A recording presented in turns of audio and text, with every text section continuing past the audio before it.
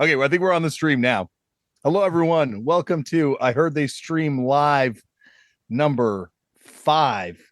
Actually, I don't know if we are live. Okay, now we're definitely live. Okay, so if you didn't hear that, we're on I Heard They Stream Live number 5. And very excited to be here again with you, Woj. Thank you for putting up with me for this long. A month. We've made it past a month. Yeah, I can't believe it. I mean, I can't believe it. I mean, we. I can believe it just because I think both you and I are too stubborn to ever. If the other person's showing up, we're just going to be here. I think. Yeah, I mean, we live for this kind of shit. I mean, you said it before. I mean, these podcasts basically just happen over phone calls anyway. So. Yeah, you're probably just doing this to spare yourself that midday hour and a half long phone call that I would give you every couple of weeks. No, they're just as cathartic. Yeah. Well, we had I think this might be the first week that we don't have to start by eulogizing a punk rock or hardcore legend. So if I'm forgetting anyone, I'm very sorry. But I did kind of comb through my notes, and I don't think there's anyone in the past 2 weeks. But if there is someone, that we'll get them next week. And hopefully there's no one next week too. So hopefully we go on a long streak of no one dying ever again. That would be bad if no one died ever again. I don't know. Something. Yeah. That'd be a bad sign. Something would be. That guy Peter Thiel, the guy Thiel. Yeah. I saw an interview where he was talking about how they want to create a way for people to be immortal. Yeah, I saw that. There's a TV show about that called Upload. Have you ever seen that? Oh, was it on Prime? Yeah, it's pretty good. I like it. I just didn't really like the lead too much. But yeah, I like the premise of it. But to me, it's like that's terrifying. Like the idea that you could never die, and then once you're on the computer, you don't have a choice. I mean, you turn yourself off. I think you can. You're like, hey, you can cancel me now. I've had enough. I think that's probably an option. Yeah, but then someone's like, nah, you don't. Reboot.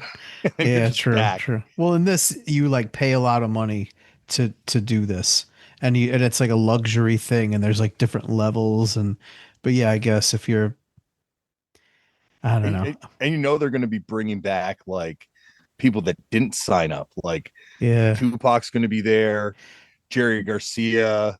They're like, I didn't choose this. Oh my god, these guys suck. I'm stuck here with them, and just like all their favorite musicians are trapped there with them in this hellish nightmare escape. It's it'd be like more like the Lawnmower Man than Upload. That's a movie that I kind of want to go back and revisit, but you can't really find it, at least up here, on any of the streaming services.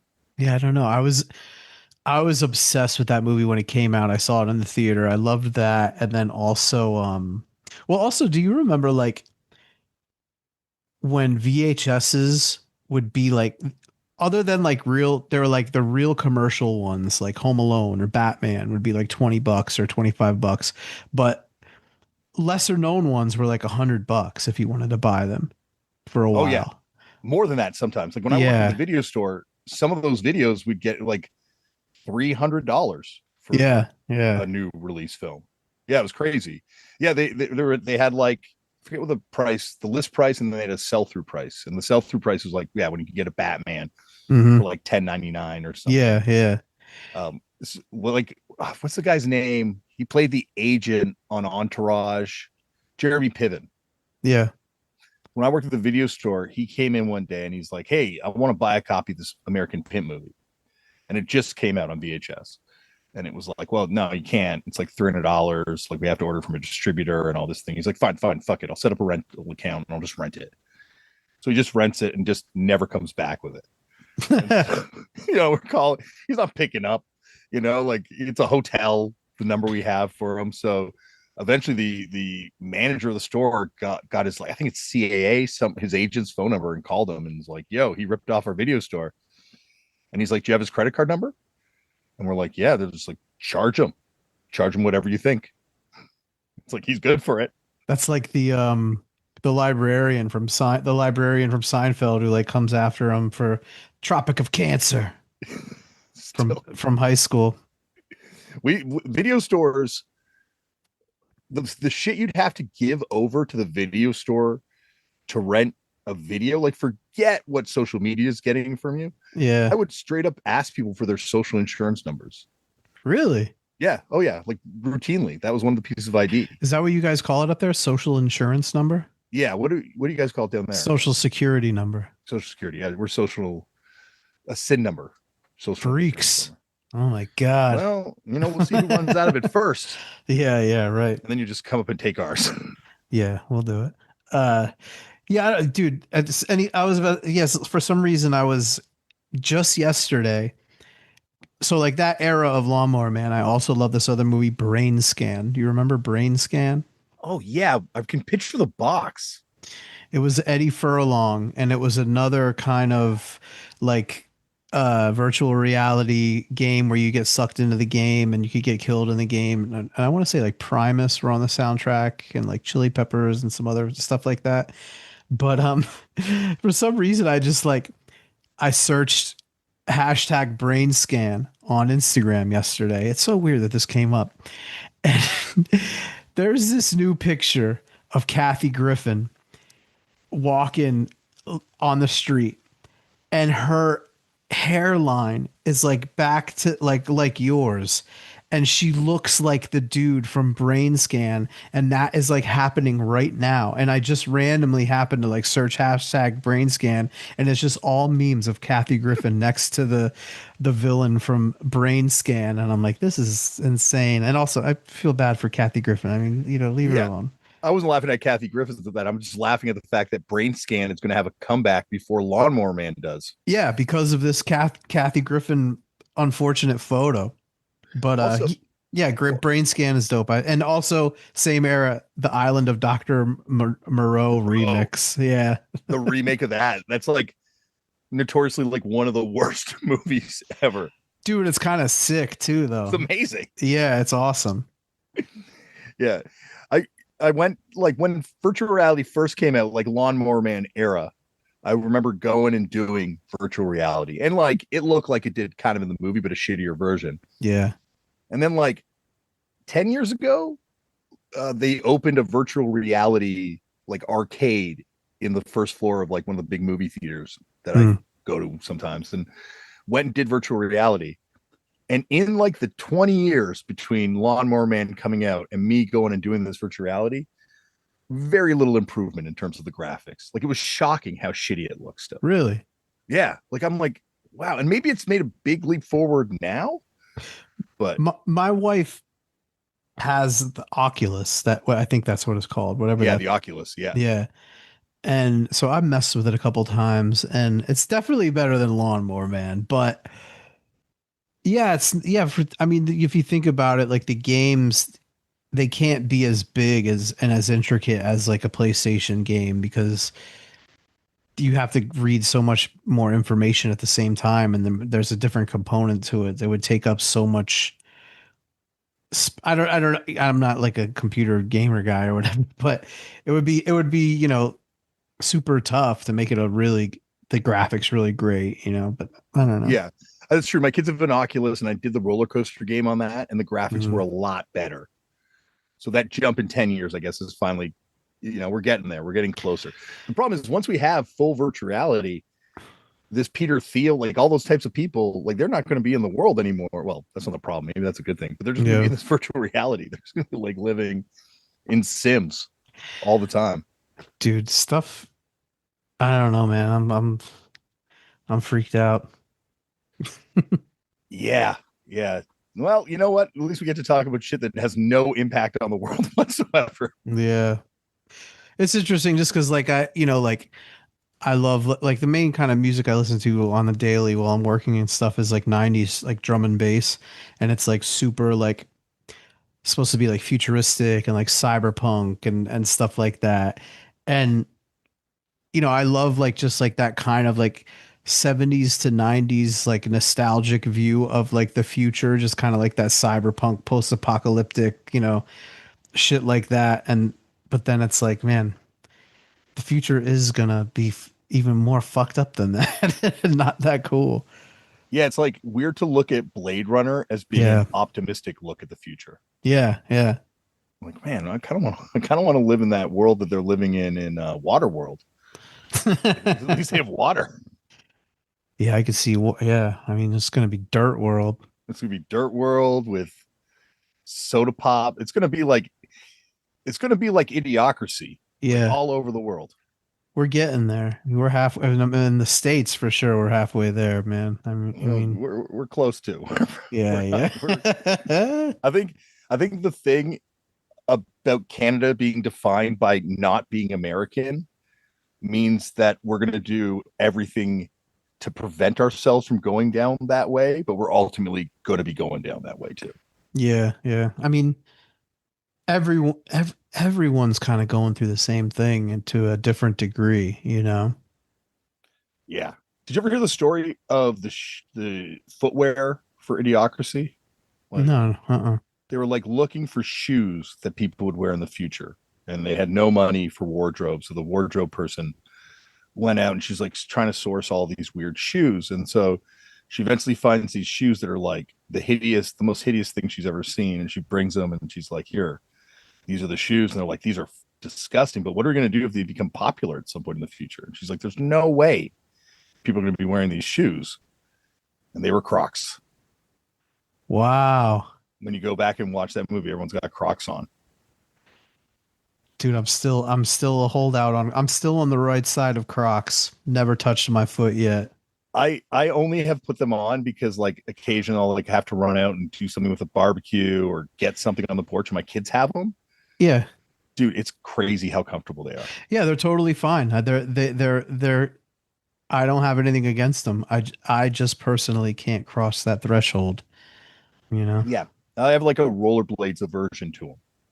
Yeah, I have other similar things like like slide type shoes, but I can't do like I have like $1,000 Visvim version, but I'm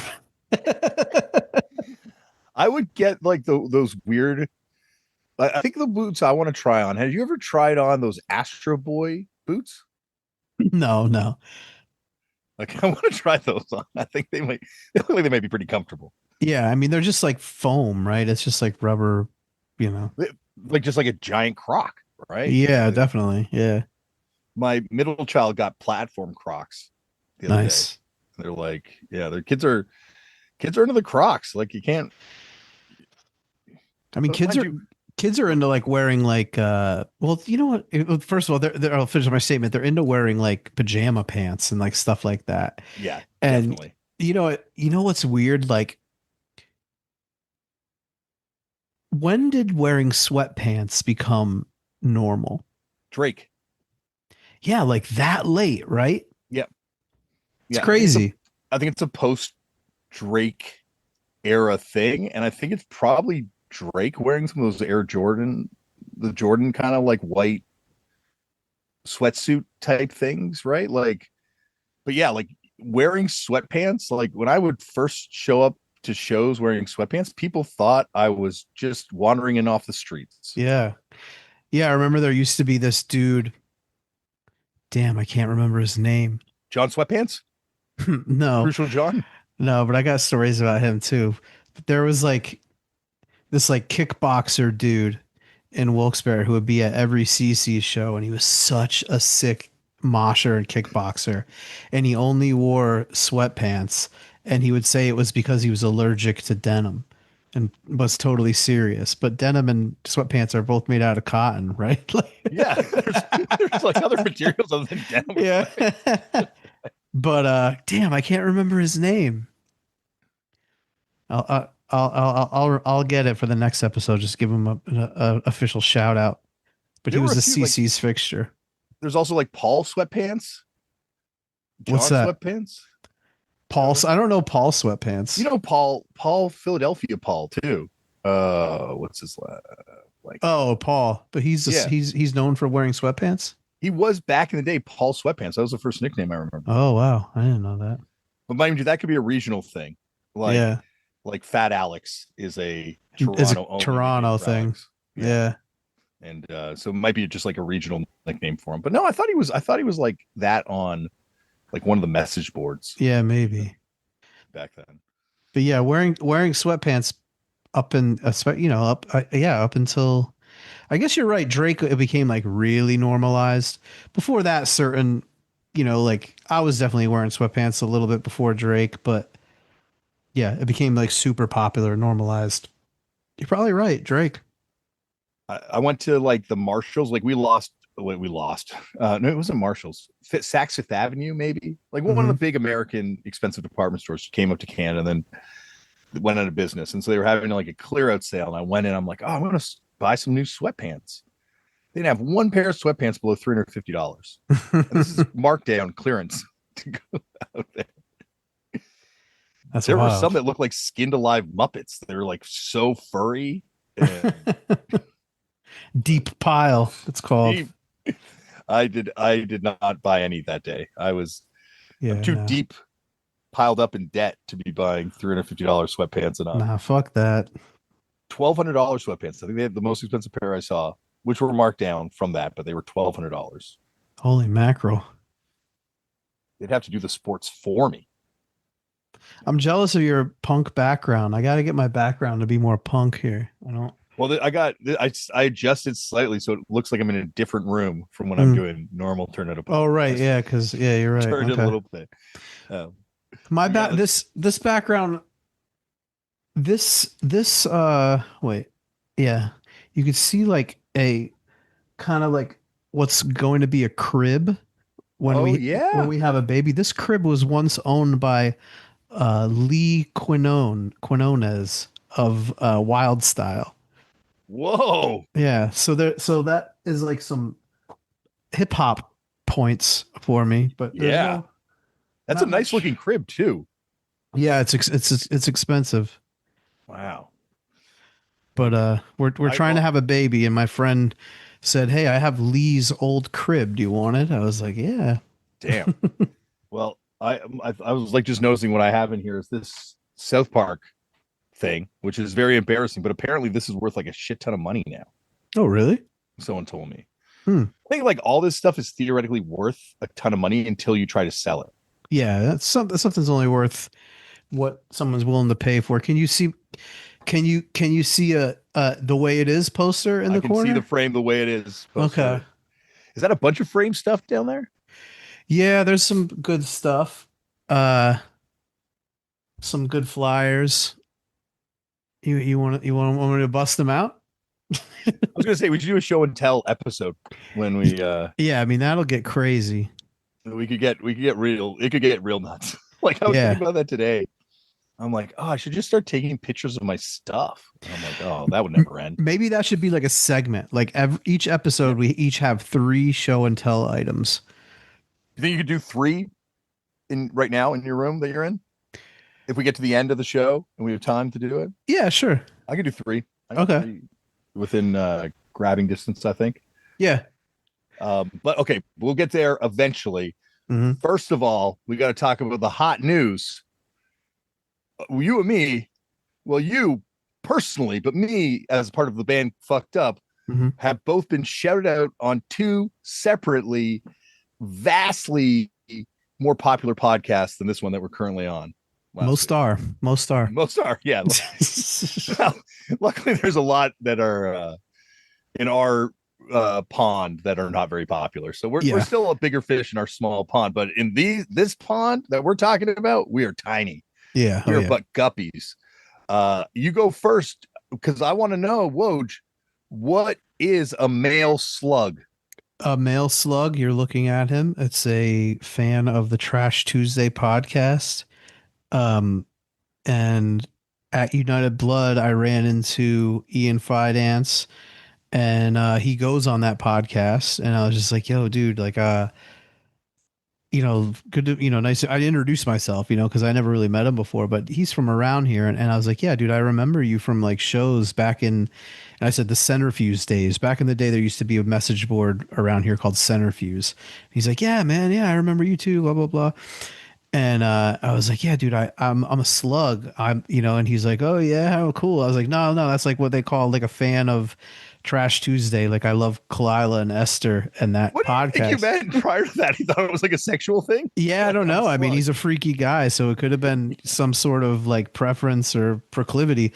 But yeah, and I was just like, dude, what are they like? You know, and I asked him about Kiko's on Bobby Lee too, and then later I saw him like getting some Cold World merch, and I was just like, yo, man, we got to wear that on Trash Tuesday, and he promised that he would the next time he went on. So he wore it, and I got a nice shout out. Yeah, because we had talked about this when I guess Ian did the episode a few weeks back. Yeah, you're right. Yeah, we did. But like I didn't realize that they were gonna like shout you out by name and go into so much personal stuff about you. Yeah. It was just like so weird when I saw the clip. I'm like, wow, this is like a way better than the shout out that I got. I think it's just because their podcast is in a little bit of turmoil and hot water. So I think like they could use the support, you know, when they see support from maybe like a different world, they're smart enough to be like, hey, we should embrace this. And, you know, so that might have something to do with it. Yeah, it's a controversial podcast to bring up here because last time we talked about it, someone left a comment on one of the places that this thing's up saying like, they like Trash Tuesday. I'm never listening to this podcast again.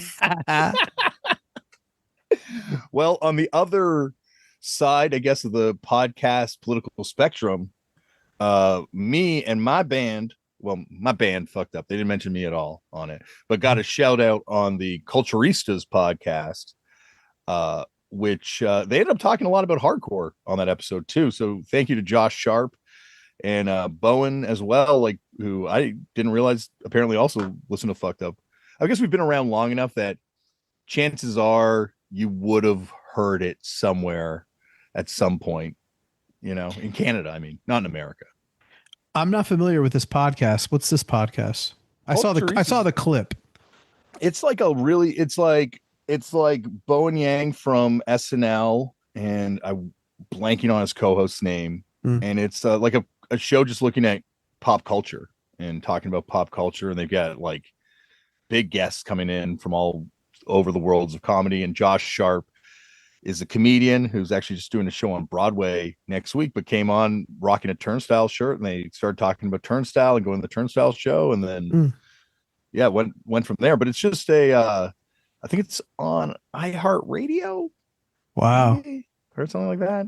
Damn. I don't know. I don't know enough about podcast world to know this thing, but I will say when this shout out happened, I got more messages about it than anything ever. And from, excuse me, some of the weirdest places in like family members, friends of family members, like people on the street that I hadn't seen in a long time. It was, I guess that speaks to how popular podcasts are. Yeah, man. They're very popular. Yeah. And they get seen by, like, I guess it's like what TV would have been at another point, right? Like you're on like, oh, I saw you on TV. You're on the news. Yeah, sort of. And like, I think like popular podcasts have like a crazy lifestyle because of clips that go across every different social media platform. And then like the really big podcasts, like will have like their regular YouTube, and then they'll have a YouTube that's just clips. Then they'll have a YouTube that's like compilations put together, and you know, like they really know how to mess around with that algorithm and shit, you know. Well, yeah, I guess jump into the Kyle Gordon episode. That's one of the things I found kind of most interesting, because I'll see it on TikTok all the time, where there's like the videos of someone speed running like a Sonic game or playing some other video game, and then there'll be like a clip of the podcast right above it. And I was like, are podcasts paying people to do this? But no, this is like a separate economy that exists of people just trying to make money off these podcasts.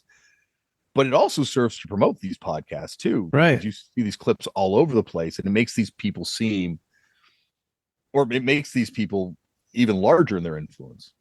The secondary podcast market. Yeah. The secondary podcast market. That's what we got to do, Woj. We got to get into that secondary podcast market. Like, I mean, where they feature us, not making them.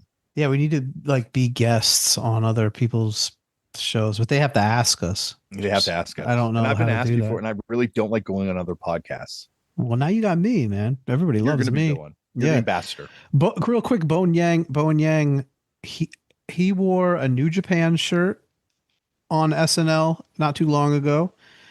Like at the end, like when they all come out. And I want to say he wore some other some other thing where he was into something cool. I forget what it was. So he has some cool interests, I think. Well, if Bowen's listening, Yeah. anytime you want to come on, Josh Sharp is going to probably come on Tornado Punk in the future. We Dope. talked about it afterwards. So, yeah, that wrestling. Anytime someone likes wrestling, as you know, that's always like, oh, that's an interesting wrinkle, especially Yeah. New Japan.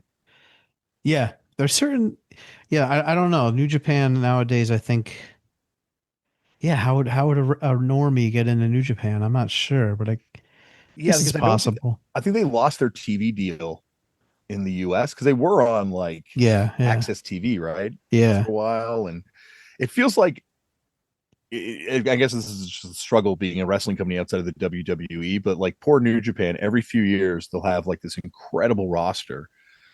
And then WWE and I guess AEW as well will kind of come in and just cut off the top level of talent and just, hire them all away. And then New Japan has to kind of spend the next few years kind of building it up. Yeah. But New Japan's always able to kind of do it. So it feels like we're kind of in a New Japan rebuilding period. But I haven't watched religiously in a while, but it seems like it's getting good again. I recently signed up for New Japan like World? 2 or 3 months ago. Yeah. Just to watch old stuff because they're very anal about getting their stuff taken down off YouTube. Like, so you can't find any old 80s and 90s New Japan or 70s matches on YouTube. It's interesting. Sorry, go on. No, no, yeah. And so I signed up for that, and little did I know, like, it sucks. Like they barely have shit. It's like nothing compared to like the WWE Network. Yeah. We know what's interesting is like, yeah, because like you're saying, they're very meticulous about getting shit taken down and hit everyone. Like there's all these people that used to just be, and they probably still are, just like wrestling GIF accounts on Twitter. Mm-hmm. And they would hit these wrestling GIF accounts to be like, take this down, take this down. And it's like, it's kind of like the inverse of the logic we were talking about before with these podcast things, right? Like, and that's probably why it's harder to get into New Japan now, because without those clips things serving as an advertisement. Well, the thing I always hear, like just from my work, like you know, like people who like working with companies in Japan, especially like corporations, they're still very old school, and the people at the top stay there forever, and they never let go of the old ways. You know what I mean? So Yeah, that probably has something to do with it. Yeah, because I know when we were on Matador, I think it was forget which record it was, but one of the earlier records, they were like, it leaked. And it was back when like, oh my God, the record leaked. But they were like, yes, it leaked. It leaked. And I'm like, oh shit. They're like, it's a really good sign when a record leaks because it means people are excited for it and it builds up momentum for when the record actually comes out. Mm-hmm. Like you want it to leak. Like you want this sort of secondary fandom to exist because it just serves to drive people towards. Yeah, it just shows that they want people have to want to share it in the first place for it to if something leaks in the woods and nobody cares, does anyone know know it leaked? You know? If something leaks in the woods. Yeah, I feel like I feel like you look at Star Wars and they started working with these people that were kind of like doing these weird Star Wars parodies, and at first they were like adverse to it, and then they sort of embraced this sort of fan culture that exists around their intellectual property. And I feel like, yeah, that's what you want to do. Like the Misfits benefited from all those people bootlegging their shirts for years because I mean, same thing, even just like, you know, people make bootleg Cold World stuff, and I think it's cool, you know, and I have friends who used to be in bands, and they'll tell me that their old bandmates like will freak out when they find a bootleg and like attack the person on Instagram, and it like really like embarrasses them. You know what I mean? Because it's just like, dude, read the room. Like, who fucking you should be. But the what is it like the best the most sincere form of flattery is imitation. Imitation. Yeah, Imitation imitation. is. That's how I feel. You know, I mean, I mean, Cold World is a bootleg. Well, to bring it back to Japan Yes. and Bastard, it Hi, says "fuck the bootlegger" in huge letters on that CD reissue. fuck So the bootlegger. I will have to ride with that. I've always wanted to have that as a shirt, a bootleg shirt, no less. You could have bastard fuck the bootlegger on the front, and then B word ass bootleggers by Onyx on the back, and it That'd could be be a awesome. East meets West anti bootleg. Damn, I think we got a new shirt design. We were the first I heard they suck live.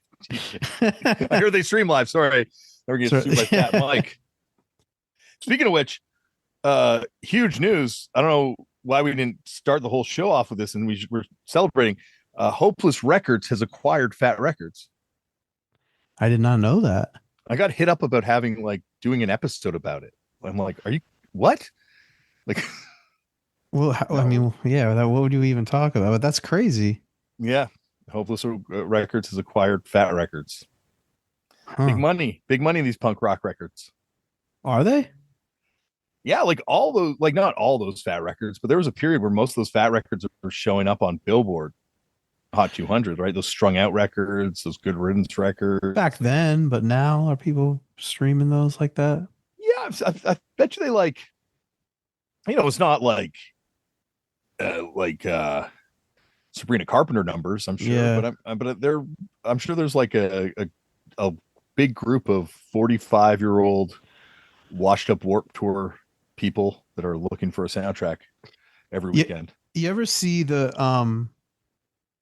like early teenage drummer girl on TikTok who plays only Epitaph songs on drums, and she's like behind like a Lagwagon banner? Yeah, She's sick.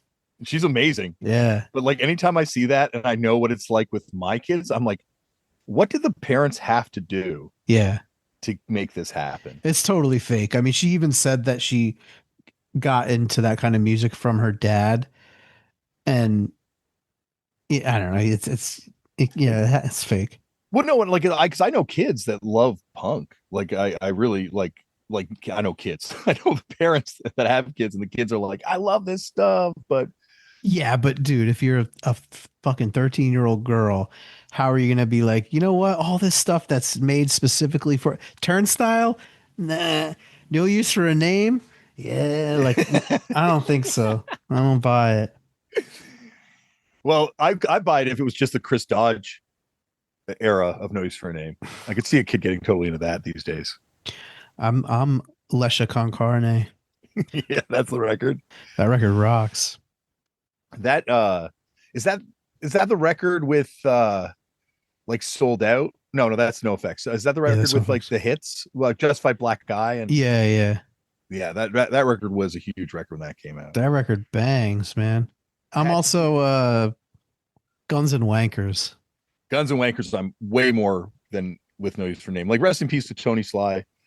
But I had to do stage security for them one time. Hmm. And there was no barricade. Like, why was I even doing stage security? It was like just so stupid, like standing right from the pit. But this dude, a white dude with dreadlocks, just kept whipping him in my face, singing along to the song, like just kept whipping me in the face. So anytime I hear No Use for a Name, it just gives me some trauma reaction. Whiplash. Whiplash, exactly. I'm trying to think of other fat wreck. I mean, Propaganda is the yeah. I'm not big on propaganda, but I know I like it. Yeah, I don't know. You're gonna pick Guns and Wankers over Propaganda. Oh yeah, I love Guns and Wankers. Like Skin Deep, it, to me, is like the ultimate mall punk song. Whoa, I see. I love Guns and Wankers, and I'm not like offended because it's such an extreme choice to say Guns and Wankers over Propaganda. Something about that song, it's just like totally encapsulates that like sound to me. You Were you a know? Snuff fan at all? Yeah, I was gonna bring them up after this, and Snuff Because Guns and Wankers is a guy from Snuff, right? I think it's a side project. I think it's like a few guys from Snuff, if I'm not mistaken. Yeah, I think you're right. But yeah, and Snuff, like there's stuff that kind of has a little bit of that in it. I like, you know what I mean? Like I really like, but there's like other like wacky stuff going on that kind of. Where are they? Are they from Sweden? Where are they No, from? no, they're British. Oh, really? Okay. Yeah, like I don't think they shared members, but like, so like Leatherface, Hard Skin, Snuff, like all those bands were like tight. And actually, the only time I ever saw Snuff live, they were opening for Less Than Jake, and it was the day the drummer from Snuff, the day the drummer from Lush, who also drummed in Hardskin, killed himself. Yeah. And they went out and they Chris split. Chris, yeah, I can't remember his last name. Ackland. Ackland. Yeah. Sorry, rest in peace, Chris Ackland. And they went out and played this unbelievably heavy emotional set, and then left the tour the next day and flew home. Damn. Yeah, it was at the Opera House in Toronto, and it was still like to this day one of the most like that was just like a heavy set. I think they might have announced it, or maybe my friend told me who was doing the show. What year was that? 99, 98?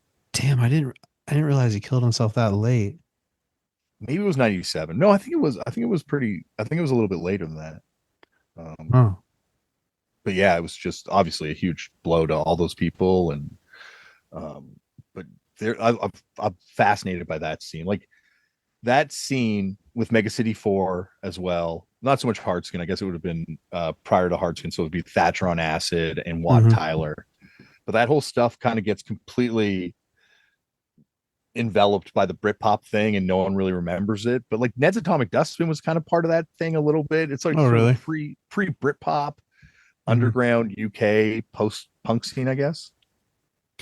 Yeah, I'm not too informed on that scene, to be honest. I only know a couple of those bands. They were on Enemy covers. Like Mega City 4 was on the cover of the Enemy, and yeah. Mega City 4 I definitely recognize, but the others I don't really know, to be honest. We'll do a whole episode about this genre one day. I mean, obviously I know Leatherface and like the ones that you mentioned in the beginning. I love Leatherface. But did you read the Mickey from Lush's book? No, I gotta read it. I saw it. There's an audiobook version of it, so maybe I'll just listen to it. It's really.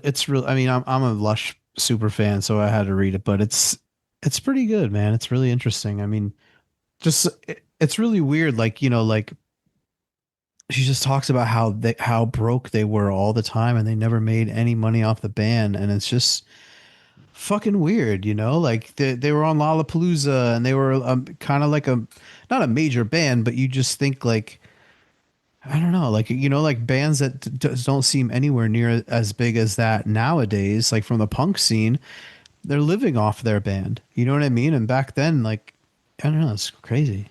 It's interesting. Like going back to No Use for Name, I guarantee No Use for Name made way more money off their band than Lush did. Even though economy of scale, like Lush is, at least to me, seemed like a much bigger band.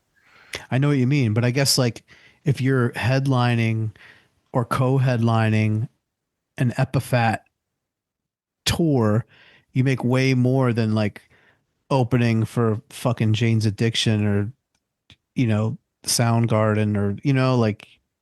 Yeah, where your label's giving you tour support to pay for the band because your guarantee's low and there's not enough to cover the cost of it. And then, you're paying for it out the back end. Yeah.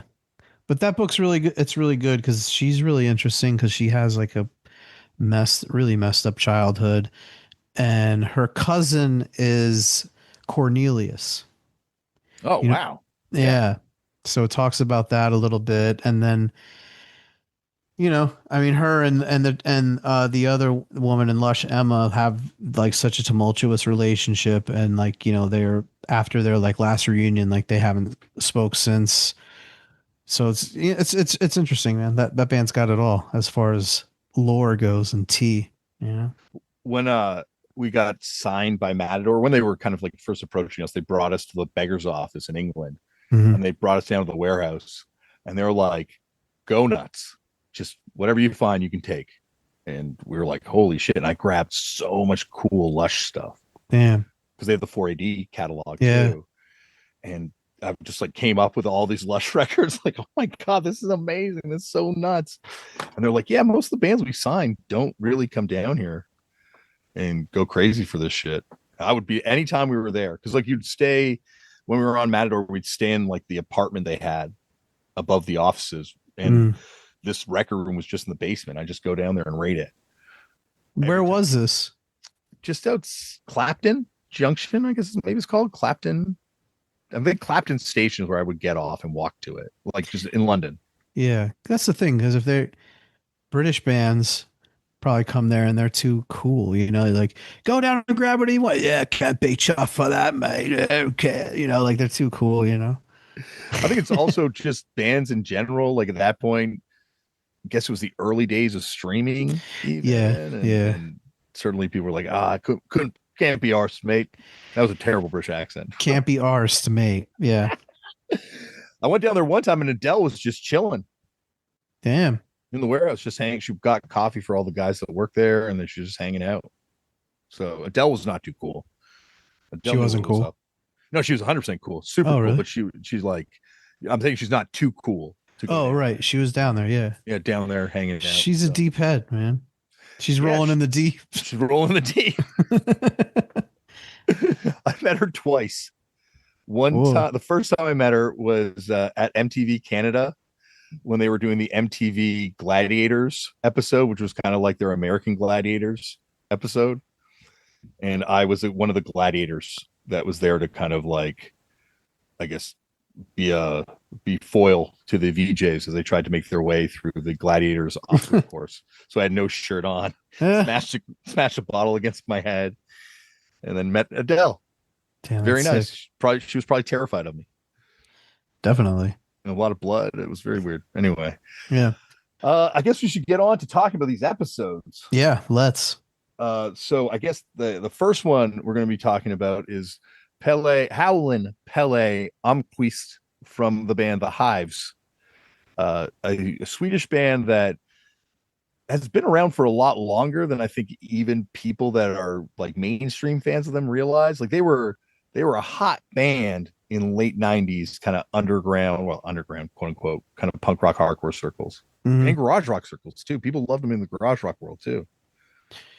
Yeah, I knew about them from Phil Leone because he like loved the Helicopters and all that kind of stuff. And then it's funny that he brought up, forget what record he said. Oh, well, just like coming out at the same time as like the White Stripes and stuff, like when their like major label came out. There was a period of time like where I lived outside of Philly in this town called Exton and worked at Target. I was a Target team member. And yeah, I remember like I bought like the Hive CD there, the White Stripe CD there, and the Rival Schools CD there. Like at this and like I bought the Strokes in the same time period, but I bought the LP from Spaceboy Records on South Street, and it had the New York City Cops on it or whatever. The import version. I guess it was the import version. It was for the first version, you know, that had it. Well, so the North American version, because we had the North American version up here, obviously in Canada, was that blue and yellow kind of cover motif. I forget. It's kind of like maybe explosion-y kind of yellow things on a blue background. And they had removed New York City Cops in the wake of 9/11. See, but I always thought that just the original regular North American version had it, and they quickly pulled it and came out with a second pressing without it. But maybe you're right. Maybe I have not like looked into, but there might be like a rare version of it. Like I'm sure they would have sent promos with it on there. Maybe. Yeah. I don't know. Maybe it was an import, you know, but, cause Spaceboy definitely got imports, but yeah, that was just like a crazy time for like major label rock, you know? Yeah. Yeah. That was the year when the music industry is just like broken, those years. And they're just like, what do we do? What do we sign? And kind of like post Nirvana, and you get a lot of weird signings. Like to think about, oh yeah, Rival Schools was on a major label. And like Rival Schools, White Stripes, the Strokes, and the Hives, to me, all feel like very different time periods, but they're all at the exact same time. Same time. I mean, it's obviously post Nirvana, but this is like way after Nirvana. This is like Yeah, 10 post. years. This is more like post boy band, Yeah, it's right? post boy band, but I mean, like, this is I guess, the reaction to MP3s and Napster, and like, Yeah, yeah, what do we sign? Like, what do kids even want these days? And the Strokes to me are still like this weird lightning in a bottle phenomena that, like, they could still sell at a stadium. Like, if they came to Toronto tomorrow, they'd sell at a stadium. Yo, the people that I like work with at my company in New York, like they all love that first Strokes record. You know, they're not rock heads, they're like hip hop, you know, or like Latin music, and they'll just randomly throw that on and they know all the words. They all, you know, like they love it. So yeah, that I don't know, that first one is a classic. And it's the thing that's amazing to me is they're like a no hit wonder. Yeah. There's like no hits on that record, and every record after that was, and I'd say this as someone who's reading the reviews, not necessarily even listening to the records that much, like, Mhm. is it considered a disappointment after that first one? I think people like I think it's a kind of a Weezer situation where like super fans, some of them like really love the second or third one, I Mm-hmm. forget. Mm-hmm. But I never went past the first record really.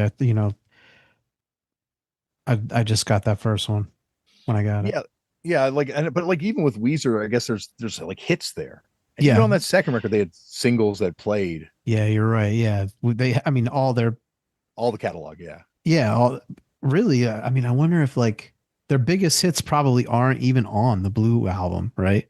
yeah, it's probably Hash Pipe or Yeah. Island in the Stream. No, Island in the Sun, Sun, yeah, like those aren't. Beverly Hills. That Yeah. those songs, you're right. Those are like much bigger songs now than the Blue album. And Yeah. so when you go and see Weezer, like, it makes sense because it's like, oh, they've kind of consistently been a band that's written poppy, catchy songs that everyone got behind. With the Strokes, it's like, I guess they're just the perfect encapsulation of that time and space and era Mhm. for people. So like, I don't know, they're just like a really interesting band in terms of like the way they function in the music industry. Yeah, I mean that 2000, that right? That was 2000, 2001. 2001, because it's after Yeah. September 11th. Right, 2000, I think the EPs come out, and then maybe I don't know. It feels like it was all 2001. Yeah. I mean 2001, like the like September 11th, like Jay-Z, the Blueprint came out, the first Fabulous album came out. Oh, that Coupe record where they're blowing up the Twin Towers came out. Yeah. That's the craziest. That's just the craziest album cover to have come out that week. Yeah, I don't know. Somebody should look into them. Well, there's an episode of the Lone Gunman TV series, which is a spin-off of the X-Files, with a lot of punk connections on that show. But in the first episode of the show, they have to foil a plot where these guys have built radio controllers that can control airplanes, and they're going to fly them into the Twin Towers. Huh. Yeah, and it came out like 2000, Damn. 99 or something. Yeah, I don't know. Where do we've talked about where we were on 9/11, I don't right? know. Was that? I don't think on the show. Yeah, I think maybe just you and me talking. yeah, probably just personally. Yeah. You were in New York, right? No, dude, I was working at Target. Oh, that's when you're still in Philly. Or Yeah, like it was like yeah, it was like in between when anyway, I was working at Target as a Target team member. Shouts to Target team members. I remember you used to have to wear khakis and a red shirt, and my like main red shirt was like a mouthpiece shirt. oh, you could be any red shirt. Yeah, yeah, Oh, that's sick. yeah. There used to be the skinhead dude that worked there with me that was in a band called Cranked Up Really Loud, or what is Cranked it? up really high. Cranked Up Really High. Yeah, yeah. Oh, from the Slaughter and the Dog song. Yeah, yeah. He was a Were they really good? That's a sick name. I've never heard him. I don't know, but I know he knew Dave Sausage. I should ask Sausage if he remembers him. Yeah. But he was a cool guy. But anyway, yeah, I remember like I was in the back room of Target and they had Stern on, and I'm hearing what happened, and I see like everybody working around me like acting like it's not a big deal. I'm like, yo, you guys hear this? This is what the hell, you know? And they're like, huh? Yeah, big deal, you know? And I'm like, what the fuck? You know, like I was the only one who like grasped. I was like, maybe these people have never been to New York, or like they don't understand like what the fuck. And then then they had it on the TVs and shit. I remember waking up Mike from I remember waking up Mike because we lived together from Fucked Up and being like, yo, come see this. And then the second tower got hit. And then going to work at a toy store that day and just being like, wow, this is nuts. It was my last day working at the toy store too. Like, it Damn. was my last shift, and went home that night. And then the next day got up, started a new job. And September 12th of that year, obviously not taking anything away from September 11th, the tragedy of September 11th. But if I was going to make a list of the greatest days of my life, just in terms of stuff that happened, September 12th, 2001 is on that list. Hey, somebody look into this guy. Completely unrelated. But I got up that morning, went and saw this film, Blue Spring, this Japanese movie that's was still to this day one of my favorite films at the Toronto Film Festival at like 10 a.m. Then walked down to this record store, walked in, and they're like, "Are you the?" And it was a record store that mainly sold like soul records. They're like, "You're the guy who keeps like, coming in here asking about new wave 45s." And I'm like, "Yeah." He's like, "Okay, I have 4 unopened boxes of new wave 45s here. Whoa. You can have 100 records for $100, but you have to give the money now, no questions asked, and then open up and see what you can pull." And I'm like, and there's like 500 records there, and I'm like, "Fuck it." Yeah. And it's the greatest score of my life to this day, like pulling out Danger House singles, like all this crazy Kill by Death shit. Like it was nuts. It's like nuts. And then started my first day at a new job that day. So, and once again, not to take away from September 11th. I don't know, man. Sounds pretty suspicious. FBI Director Kash Patel, look into this guy. Yeah. He's definitely listening to podcasts. That guy is certainly a podcast listener. He's a walking podcast. He's a walking, yeah. There'll probably be several podcasts about him eventually too. Oh yeah. I'm trying to remember that first Strokes North American, the big first breakout North American Strokes tour where they're like still playing clubs. Mm-hmm. Was that before or after the album came out? I was trying to think about this the other day. I think it might have been before. I don't know. I mean, I know they like, I want to say they played Making Time in Philly, the party, but I don't know. They played the Horseshoe here. It was a free show, and it was crazy. Like the Rolling Stones played the Horseshoe, and that was nuts. But like nothing like the Strokes show. The Strokes was way crazier than the Rolling Stones because it was a free show. Thousands of people showed up trying to get in. I got conscripted into doing security. I'm doing backstage security. And I'm like in a little holding pen with the band just before they go on, and they are fucked, like so fucked up, drunk and stuff. And Julian pulls out a cigarette and lights it up, and he's just staring at me. And I'm like, "Hey man, how's it going?" He's like, "Pretty good, menthol." And I'm like, "Cool." He's like, "You want a cigarette?" I'm like, "No, I'm straight edge." He's like, "Menthol's amazing." I'm like, "Yeah, I hear that." He goes, "Menthol makes me horny." And I'm like, "Cool." He's like, "Horny, horny, horny." And then he walks over and hugs me. And then he's sucking on my neck. And I'm like, "Oh no, I'm okay, man. You got to go play a show right now." Now I would have seen where it went, but at the time I'm just like, "No, thank you." But he went out and played a show and pulled it together, and it was an unbelievable set. And then the week later, he tried to make it with Courtney Love. So my rejection sent him into the arms of Courtney Love. I'm hearing a potential lawsuit for you, man. That's what everyone keeps saying. Like, take his ass down. I think when I tell this story, maybe I'm just like denying how fucking weird it was. But I think it was also because I had a good 150 pounds on the guy. So I was never like felt threatened in any sort of way. So. Look, man, you were participating in a little bit of indie sleaze. I was definitely. We all did it. Moment. We all did it. That's so. Hey, man, it just gives you a little bit of cred to the girly pops. I think the indie sleaze moment, because like during that moment, it all felt very sleazy. Yeah, like everything about it, like the man, because there's also the return of cocaine to popular culture. or maybe at least when I first noticed it coming back, not doing it, but noticing everyone else doing it. It was We got to get off this era because it's a. I'm sick of revisiting this era of my life on this podcast. well, we don't have to relive this era because I want to go back prior to it. That first LP that the Hives did was fucking amazing. I got to admit, I only know the major label LP. I don't know any of their other stuff. I listened to that first record and I'm like, oh my God, this is like the Career Suicide Nightbird sound.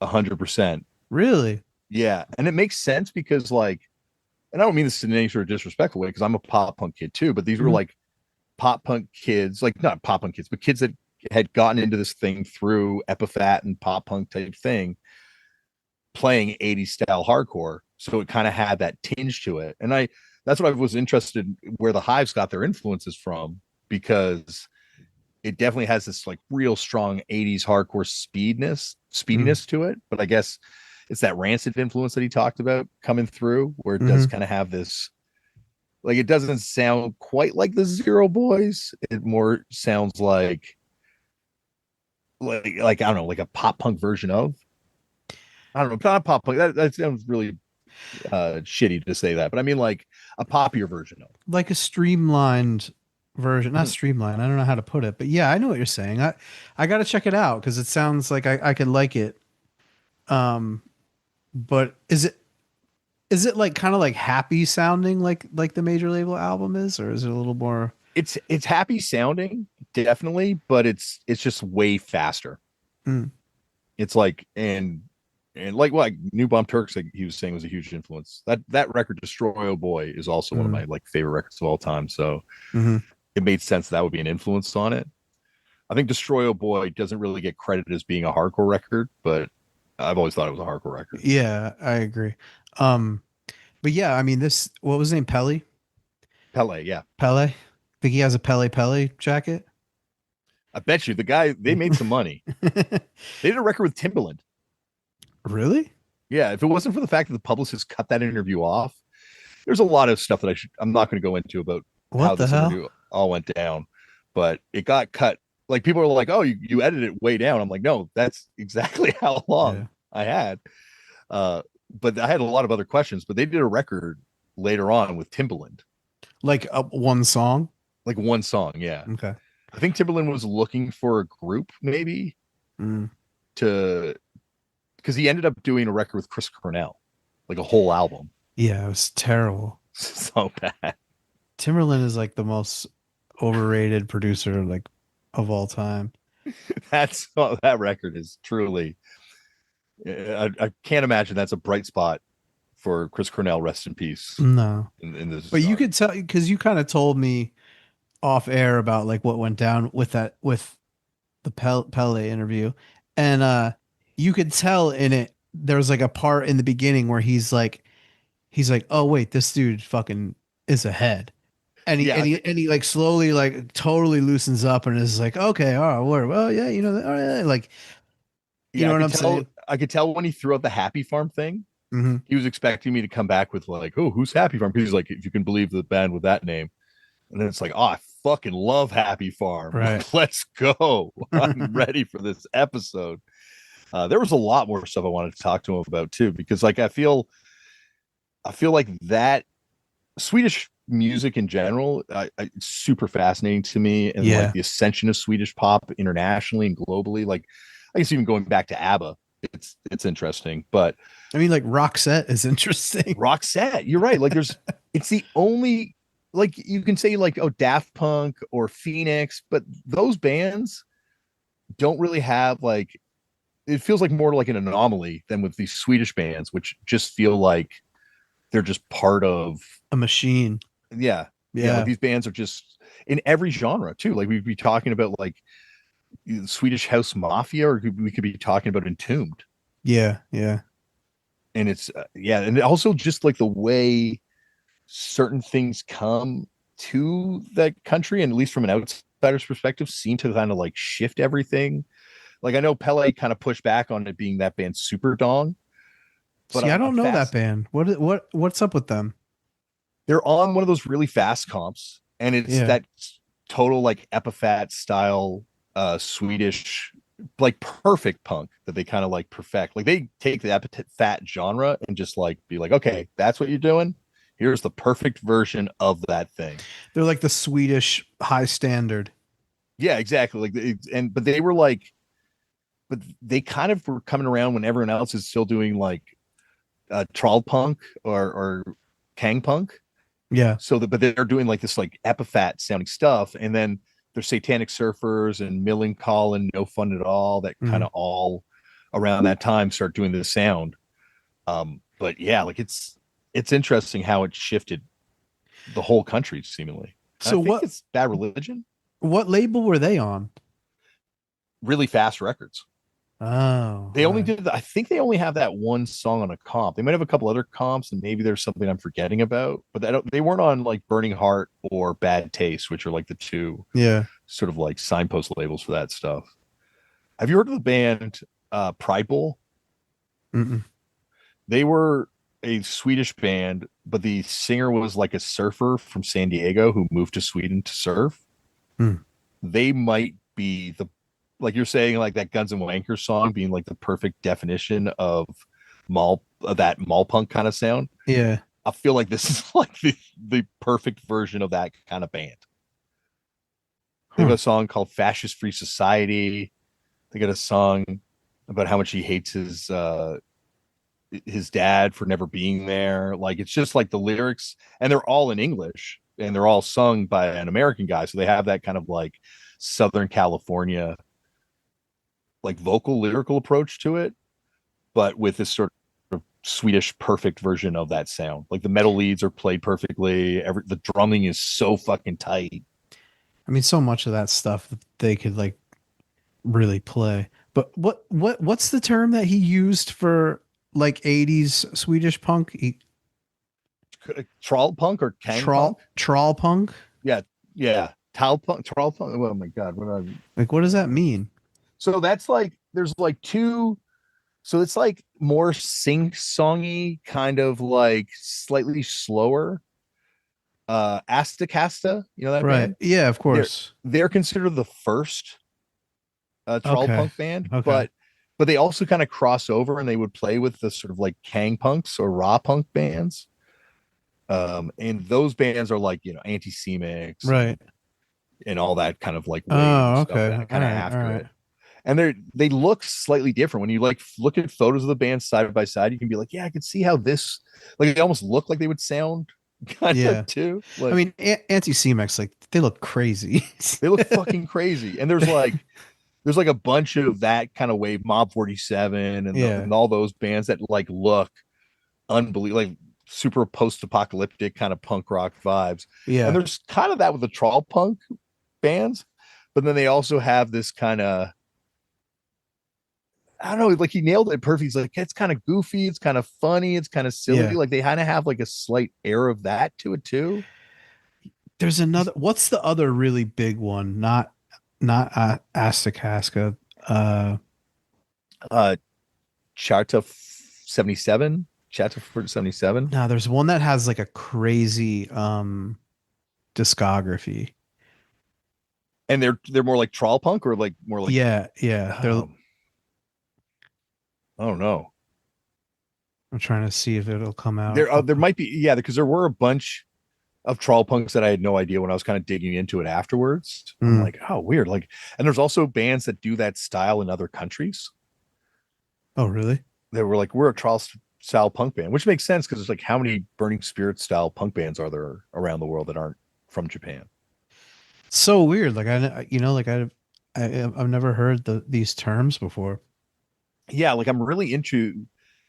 Well, we talk about this all the time, especially with America, but like the regional variations that kind of happen with punk rock is like punk adapts to the local culture.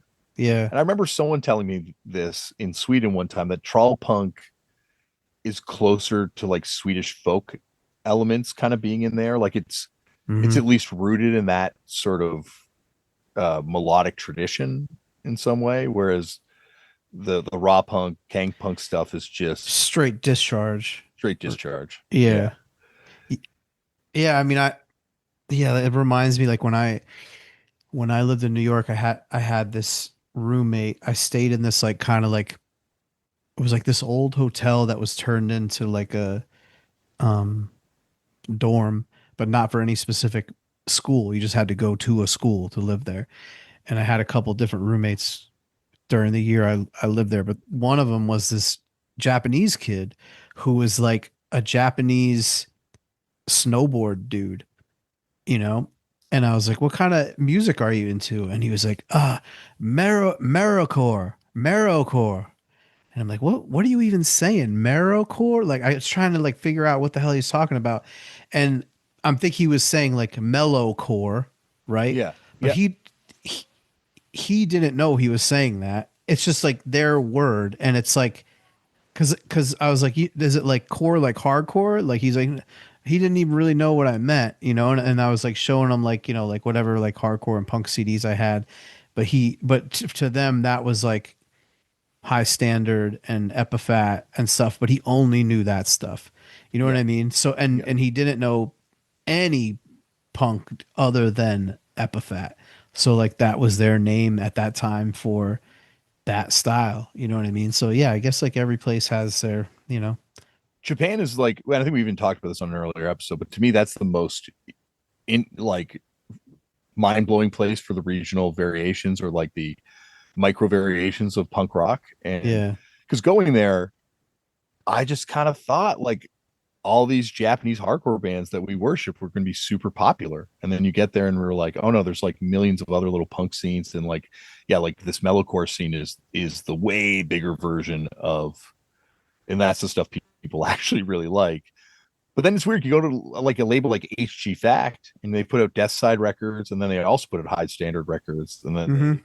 so there are like places where it does kind of cross over and or like there are people or labels I guess that kind of crossed over to all these different worlds. It's such a small country, and yeah, that stuff, and like media, the music media there is like really tight, Yeah, So it was funny yeah. because there's this guy Mao who's a popular wrestler and at that point was just kind of like breaking in to DDT, and when we did the episode with DDT he kind of was the guy to take everyone's finishers because no one wanted to take all the finishers but he had to because he was like the trainee guy. Yeah. And then afterwards we were talking and I'm like talking about, he started talking to me about punk because he knew Fucked Up or he heard about Fucked Up or something. And I'm like, oh, are you into like this band, like this band? He's like, no, I like beat down music. And this is before, I think beat down, like it was like more like something you'd use to kind of be like, oh shit, that band sucks. They're just a beat down band. Yeah. Now it's Yeah. a genre, right? But Yeah. like Yeah. back then it was just like, it was like a way to just be like, fuck that, forget that thing. And so I was blown away by it. And I'm like, is there a scene here for that? He's like, oh yes. And blew my mind by introducing me to so many bands I'd never heard of. That reminds me. I have a from me. I listened to the last episode because sometimes I'll listen to our episodes to like see how I could like speak better or something, shit like that. Just kind of like take like mental notes. Yeah, But okay. I misspoke because I said that I was in the band that turned into Knockdown, and I said Letdown. Yeah, that's what I was like blown Okay. away when you said let down. Yeah, so that was a mistake because we covered Letdown by Chain of Strength. Oh, yes. So that was in my head, but we were called Full Contact. Yeah, okay. I definitely know Full Contact. Full Okay. Contact definitely, yeah, became Knocked Down. There's a Full Contact Mhm. demo tape you guys Yeah. did, right? Yeah. So the story of why we had to change our name from Full Contact to Knockdown was there used to be this chick who went to shows in Philly who I think she was from New York, and she used to wear gold fronts and had like crazy style. Like I gotta ask like some homies if they remember her name or whatever the hell happened to her, but she was pretty cool. But I remember she like delivered a message to us, mostly I think to Zach from Shark Attack, who was the singer of Full Contact, from Jorge. It's basically like, I got a message for Smokey. If you ain't Smokey, it ain't your motherfucking message. It was basically like that, but it was like, I got a message from Jorge, y'all motherfuckers better keep cool and change your name, because he had a band called Full Contact and it's funny because I knew it because I remember they had a song on New York's Hardest, one or two, and me and Jody Jesse from Magnus used to sing it constantly. It went, here I come around your way. Suckers don't flex because they know I don't play. I'm for real. Yeah, you know the deal. Better take cover. I'm about to kill another motherfucker who tries to flex. All he gets is a hole in his chest from the shotgun blast. You and your punk ass crew won't last. And we would just, because it's amazing, you know what I mean? Yeah, way better lyrics than that new Ian freestyle that everyone's talking about. Oh yeah, of course. But I still remember the lyrics to this day, Yeah. But I guess I forgot that they were called Full Contact. I just knew the song. But yeah, so that's the reason that Full Contact had to change their name to Knockdown, and I'm sure Knockdown is from the unreleased Straight Ahead song, knowing Zack Attack's taste at the time. Yeah, But I think I remember hearing it was. yeah, so I just wanted to I was because like when you said letdown, I'm like I was doing the math in my head. I'm like those kids must have been like 5. yeah. Like, what were you doing with these kids in the band? I'm glad it wasn't Full Contact Magazine that sent a cease and desist to you guys from Toronto. Oh yeah, that was like a hardcore zine, right? Yeah, With like yeah. a color cover and everything, right? Full color, glossy. Mm-hmm. Like if that magazine existed in this era and people still bought magazines, it's like the perfect magazine for this era because it was like kind of too pro for the time, but it was a cool magazine. Like they reviewed my shitty band's demos and stuff, but they also had like a crazy photo shoot. And this is back when no one outside of Detroit really cared about Cold as Life. Like not like now where everyone loves Cold as Life, right? So yeah. But they went down and they did this crazy photo shoot with like everyone in CTYC and all the dogs. They have all the dogs with them. So that's where those photos are from. Yeah, that's where those photos are from. And there's like a bunch of cool articles and cool stuff in it. And it was, I don't know if all the issues were, but there's a certain point where it was translated to be Japanese too. So you'd be reading the magazine, there'd be articles in English, and then right below would be a Japanese translation. Yeah, I've seen those. Yeah.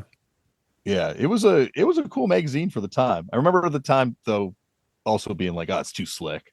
I'm not into it. Like the Victory magazine or something. Yeah. Shout out to Rod for that. I'm trying to think of some other stuff from the Pelle interview, but yeah, I don't. There was the oh yeah, when I asked him about what's his name from Creation. Alan McGee. Alan McGee. And I went and tried to find like backup of the fact that he did move to Hamilton at one point. Could not find it, but he definitely did sign Sailboats Are White from Hamilton. And seeing as that band never toured even Canada, I would have guessed I imagine it would have had to have been some sort of local thing that he's seen. Yeah, I've never even heard of them. Yeah, they have an LP that's on Pop Tones. It's crazy when you go through that Pop Tones catalog because you're like, oh wow, they put out a lot of hit records around that time. Wait, the Hives, were they ever on Creation? No, they're on Pop Tones, which is his post-Creation label that he did. Right. Okay, that's what I meant. Yeah. Okay, see, I didn't even realize that they were on Pop Tones. Seeing as Oasis got back together and that we're talking about Creation, have I ever told you about the Oasis stuff that allegedly Oasis was never actually on Creation, that the whole thing was like a P&D deal from Sony to give them credibility? Yeah, you said that. You buy that? I heard it from a very reliable source that but a source that I don't know knows for sure, but a source that would have been around at that time. So allegedly, I will say allegedly. I also heard the same thing with the Smashing Pumpkins and Caroline. Really? And it was Sony too, right? I think it's Sony or Virgin. No, Virgin. But I think Virgin. But I don't know. I mean, like Smashing Pumpkins on Caroline was I don't know. Like those records are Are unlistenable. yeah, yeah, they're nowhere near. I mean, Yeah, you think all Smashing Pumpkins is unlistenable, but yeah, definitely. I think those are more listenable than where it went. Definitely. oh, really? See, Yeah, I'm the opposite. Like I can't listen to the early ones. yeah. Like the whole way through, I'm just not. It's not my thing. It's the vocals, Yeah, yeah. I get it. but yeah, like I don't know. I believe it. Like there was a lot of that shit going on in the early 2000s, where like labels were being paid or indie labels were getting bought by major labels to give cred releases to people. Like it happened with like all those kind of like hot topicy kind of hardcore labels, right? Or at least that was the rumor back then. Yeah. I mean, I guess. I don't know. I mean, like at that point, did like being on Creation like give you that much cred? Like, I think it probably would have. It gives you yeah. a story for the record. I think sets people's expectations a little bit lower, gives you a chance to kind of it's like being in the minors, right? Like I guess, but I don't know. Yeah, maybe. I don't know. I don't. I personally don't buy it. okay, here's a real controversial hot take for you. Would like were Oasis cool? Like outside of Brit poppy nerd people that went to clubs in America prior to Porter wearing the Oasis shirt Yeah, on yeah, Fast Times. yeah. Definitely. I remember it just being like Brit poppy nerd shit. I remember people like being like, no one.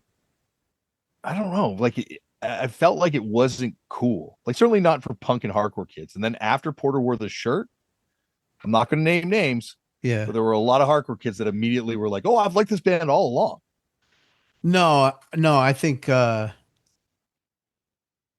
Wilkes-Barre, everybody liked Oasis before Porter wore the shirt for sure. I feel like I feel like in the East Coast of the United States at that time, the divide between the mod and the punk rock hardcore scene was not non-existent. Whereas up here, it was like a lot more present. Like we were Yeah, like the hardcore kids were bigger dorks here yeah, yeah. and No, didn't we want were to have cool. anything to We do were with a it. little cooler for sure. But like Oasis isn't cool. Then they were though. I don't know. I've never like Acquiesce is the only song that I really like. Like every other song, I was You're like, insane. You no, are insane. no, that's like the only and like Wonderwall. Like Wonderwall, when someone played Wonderwall at a fucking party or something, you'd be like, "Oh, this fucking loser! Go back to summer camp, dude." Yeah, Wonderwall. But dude, the first LP front to back is like It was like the perfect. laziest lyrics. It's like Ian wrote them. No, no, no, no. You don't get it. Yeah. You don't get it. You've never attempted to write a song that's listenable. I've written listenable songs. Trust me, I can write a listenable song, but I won't go for the I mean cheapest, like easiest rhyme. this. I mean like with like Well, like yeah, but like write anyone can it. rip off Beatles chords. No, no they can't. No they can't. Yeah. What Like, you're are you saying that Oasis are better than any like than Lush? yeah, oh yeah, yeah, yeah, yeah. I don't know. Yeah, Oasis Like are it's simpler. It's easier for people to understand. I'll give it that. no, dude. I don't think you understand how hard it is to write songs like that.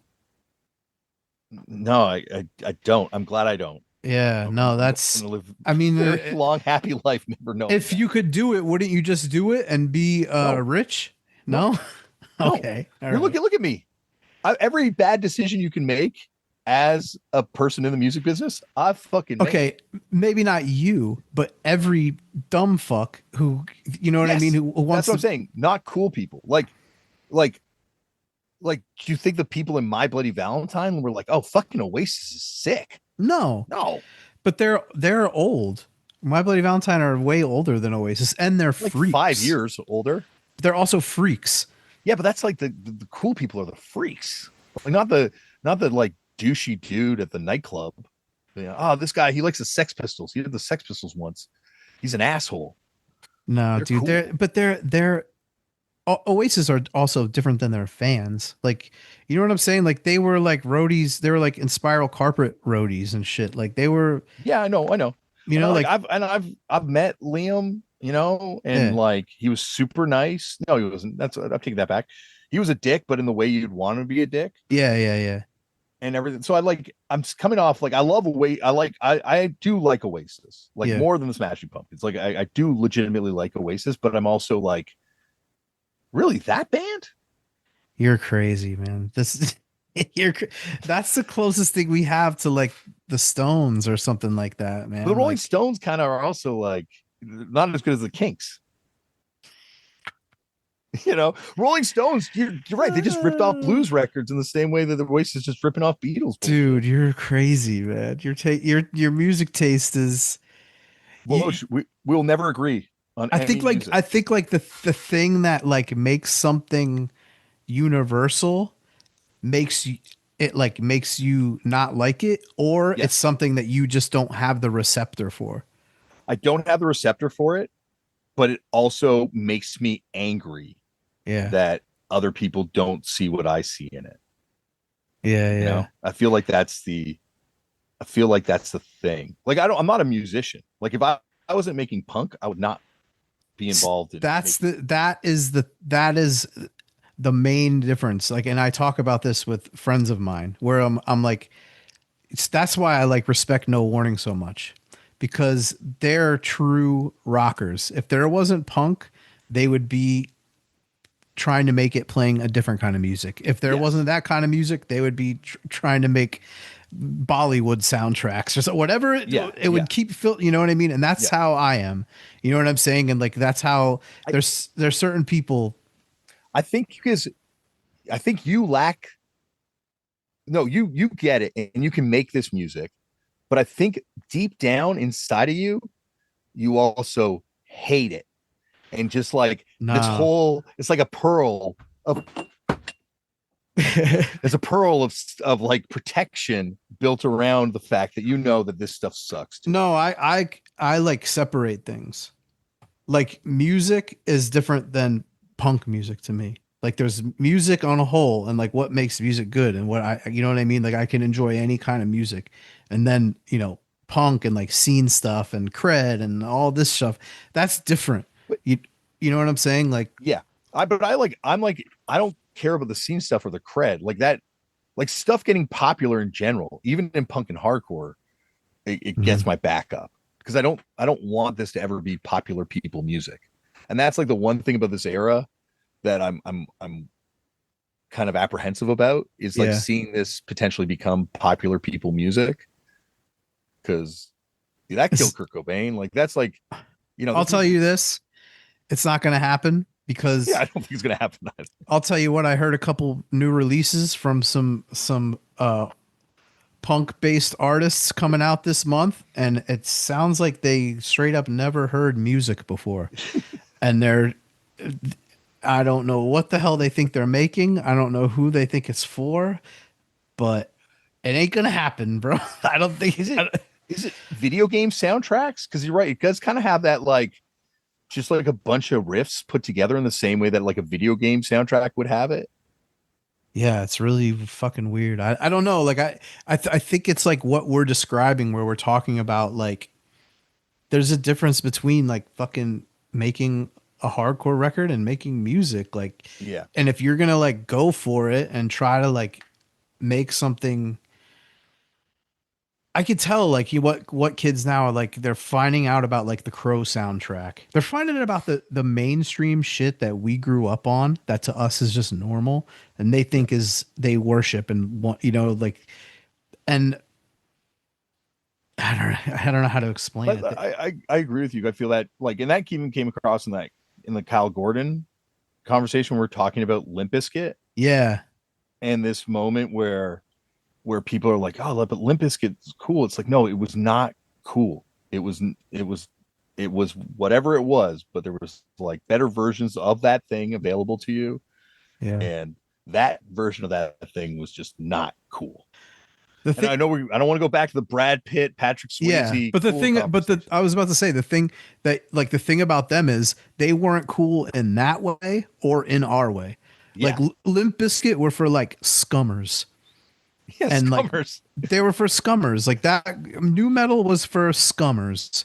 Like it was for morons. Like you know what I'm saying? It wasn't for like the like yeah, anyone. I don't know. I don't. Was like, yeah, I guess like the the new metal that people would have, like there are, I guess, like Downset, Rage Against the Machine, Yeah. eh, but at that point it's still kind of underground, right? Like Hmm. it, and it's but then once it got mainstream, it was 100%, yeah, like straight to the Monster Energy factory. Yeah. I Was mean, Monster Energy drink a thing then? I don't think so. The No. craziest show I've ever seen. Jolt. We were still rocking with Joel. Jolt. Joel, that's right. Craziest hate breed show I ever saw was at South by Southwest, and it was like a Monster Energy drink sponsored secret hate breed show. The first time they had played a show, Oh my god. and Jamie must have talked about Monster Energy like 6 times on stage. He was wearing like all Monster Energy drink gear on stage too. The Yeah. show was insane though. One of the most violent mosh pits I've ever seen in my life, and Yeah, of they were course. fucking incredible. But Yeah. it was a weird Monster Energy drink evening Yeah, that night. I got thoughts, but but yeah, I mean I don't I know what you mean, and like the lane is there for hardcore to and punk to like go mainstream like you're describing, but I'm seeing a lot of bricks being put up by these motherfuckers that are trying to sell out. And I'm like, I'm not going to believe it until I see one of my kids' friends or classmates wearing Yeah. like a new one. I never whenever I think that I can make a punk connection outside, it never works. I'm like, oh Mhm. yeah, they have to know. Title Fight's huge. They have, and I'll bring it, and I'll look like an idiot, and they never heard of it before. You know what I mean? Like it still isn't. It's not happening. Yeah, it feels like it's there. I wonder. It's like It might every be. other thing. It's a micro Yes. world. It's like every other thing, and the more that we go down that lane, where just more and more little micro subcultures and TikTokisms break off from one another, all that happens is that just shrinks that, and then the actual popular things just become even more harder to break through to. You know what I'm saying? Like Yeah. and Turnstile are the only, in my opinion, are the only ones that are going to do it, because everything else, because Turnstile are the same thing. They're music people, like No Warning. You know what I'm saying? Everyone else that I hear trying to do it, I'm like, you don't like music. I could tell you. You know what I mean? Like, Well, because that's the thing, right? Like if you the motivate, like you're saying, punk and hardcore, the motivation to make punk and hardcore prior to the commercial era, and yeah, even after commercial eras, was like you did it because you loved it, and maybe you wanted to get popular amongst your friends, but like the idea that this was going to be anything beyond this thing was ridiculous. mm-hmm.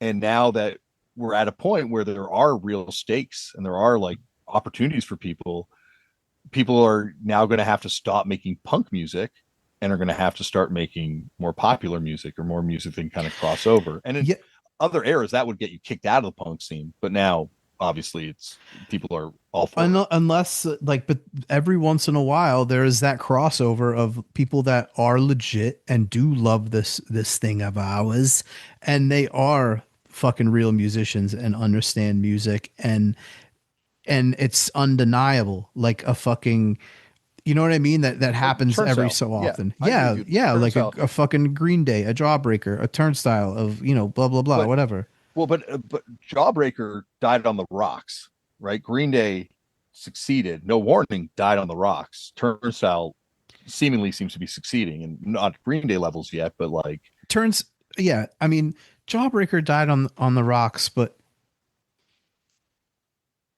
they're legendary. They're one of the greatest bands of all time. But they were Dear You kind of did kill them as a band, but I think it also like killed the fan base too for a while. it was it. Yeah, I know. Yeah, and I don't understand. I don't get that because Same here. I love that record. to me that's by far their best record. I'm not going to go that far, but I Yeah. do agree with you. It's a great record. And yeah, for me, it's I never listen to their other records. That's like Dear You is fucking so sick. But yeah, and I think No Warning were just like wrong time. I think it was the wrong time. And at that point, to do what you're saying, to do that jump and be like, okay, we're music people, you kind of had to be like, I'm no longer a punk hardcore person. Like, turn your back on it, Hmm. style yourselves differently, start playing a new genre of Yeah, music. People are like, oh, what if Inside Out had put out that Rage Against the Machine record? Like, would it have become Rage Against the Machine? It's like, hell fucking no. Like, Zach had to put aside the punk stuff hmm, and be like, okay, I'm going to try and write just mainstream music now with these guys. I'm sure that wasn't the actual conversation, yeah. but I, that's kind of what had to happen. And same with No Warning, right? Like, they had to be like, oh, we fucking hate punk and hardcore. We're like into metal now or into rock, and go with it's that kind so of. weird. Like I was just yesterday. I was listening to an interview with the dude from Jejun, that Mhm. like '90s emo band that I really like them, Was he and one of the guys in the Atari, or was that Jazz June? that's Jazz June. Jazz June, sorry, yeah, Yeah, June. I yeah. know June. Jejun were like he's from San Diego, and I think the rest of the band or the other guys are from Boston, and the girl in it is from Hawaii originally, I think. But anyway, he was, he's just like telling like the timeline of the band and stuff, and it's just like it's just that kind of thing where we talked about before, where there was that part that like everyone thought like, oh, emo is going to be the next big thing, and all these bands are going to get their break or whatever, and they each got their break, and they all fumbled it because they tried to not be emo. As soon as they got their break, they were like, "Oh, the thing that got us here, I'm gonna pretend I'm not that." And like this dude was like, "Yeah, at the time I was just like really into '70s British glam rock," and it's like so many of those guys got obsessed with that, like trying to like, I'm more like Johnny Thunders. I'm not Get Up Kids. It's like, dude, you're an idiot. You know what I mean? Like you like took your golden ticket and wiped your ass with it. You know, you know what I mean? Well, the only band that I think really broke out, like really, was Jimmy Eat World. Jimmy Eat World, and he talks about that because they were, they had a split, they toured together and stuff, and he said that it was actually supposed to be shit. What's the other emo band? Promise Ring. No, no, no. A little more deeper than Promise Ring. Chrissy Front Drive. Oh yeah. It was supposed to be Chrissy Front Drive, and they got a call from a scout or whatever, an A&R, and they like didn't thought it was a prank or just like didn't take it seriously. And in the conversation, we're like, yeah, you guys should check out Jimmy Eat World. Like they're better than us. And that's how Jimmy Eat World got discovered and got on a major, Wow, which is crazy. that is crazy because they were Yeah. on like No Idea before, I think, the first record. Jimmy Eat World. Yeah, because they opened for the Promise Ring in Toronto. Promise Ring Grade, Jimmy World was, and I think that's when they just had the EP before that first LP came out. Thought it was on No Yeah. Idea. Uh, They're from Arizona, which doesn't really make 100% sense, but I'm not seeing anything on No Idea. weird. What was their the first CP on then? Man, they got signed pretty early on, huh? They did right away, Yeah. but they did have like an indie EP. I Yeah, thought. yeah, for sure. But they were the band, right? Like that just Yeah. that stole that kind of well, I don't stole that scene, but like they were the band that kind of became I think they're the ones who had the chops to like make that kind of music. I don't think any of those other bands had the chops the punk rock baggage is personally. a big thing too, right? Like if you get to that point, you're like, oh, can we do this? Like Are we really going to sign this major label? Are we really going to do I don't think this with thing? emo that was or what we're calling emo I, like this. I don't think that was a thing with any of these bands, right? Like, I think it would have been. Oh, maybe I'm wrong about this no idea thing. Oh, Fueled by Ramen.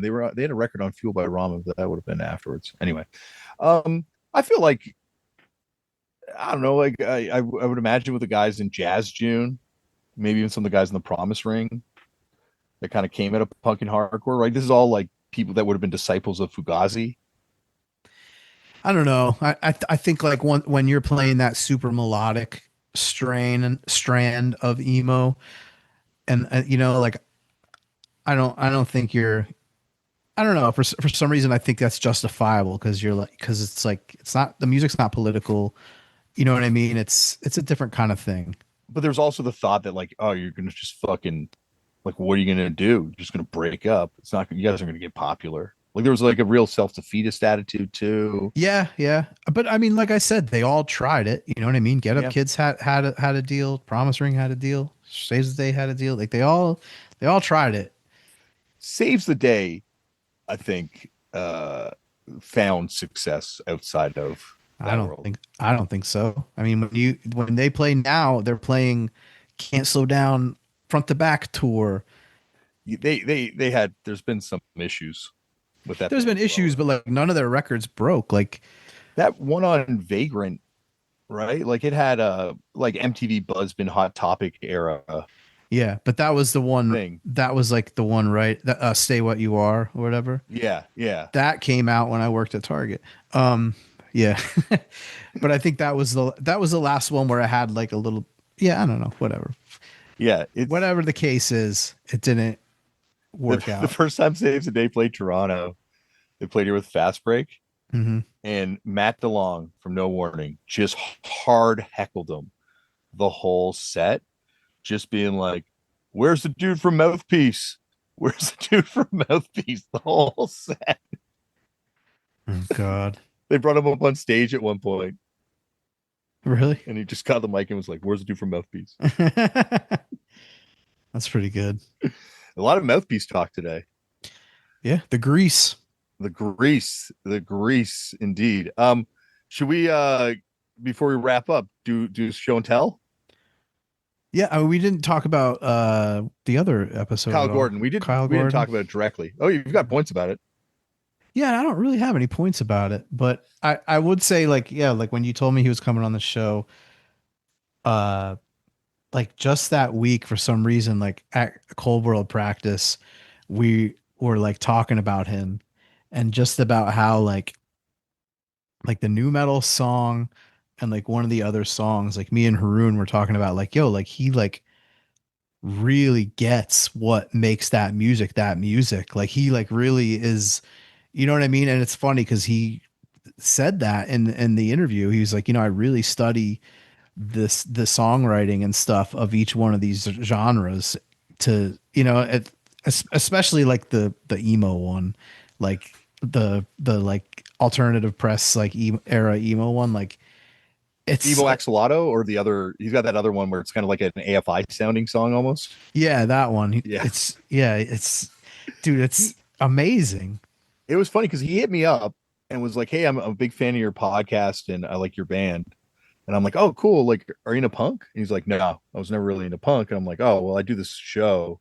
He's like, "Well, I do love the Ramones." Like, he's like, "That's my favorite band." And he's like, "My favorite episodes of your podcast," and names like the most random episodes which have Ramones content Yeah, in it. Ramones. Yeah.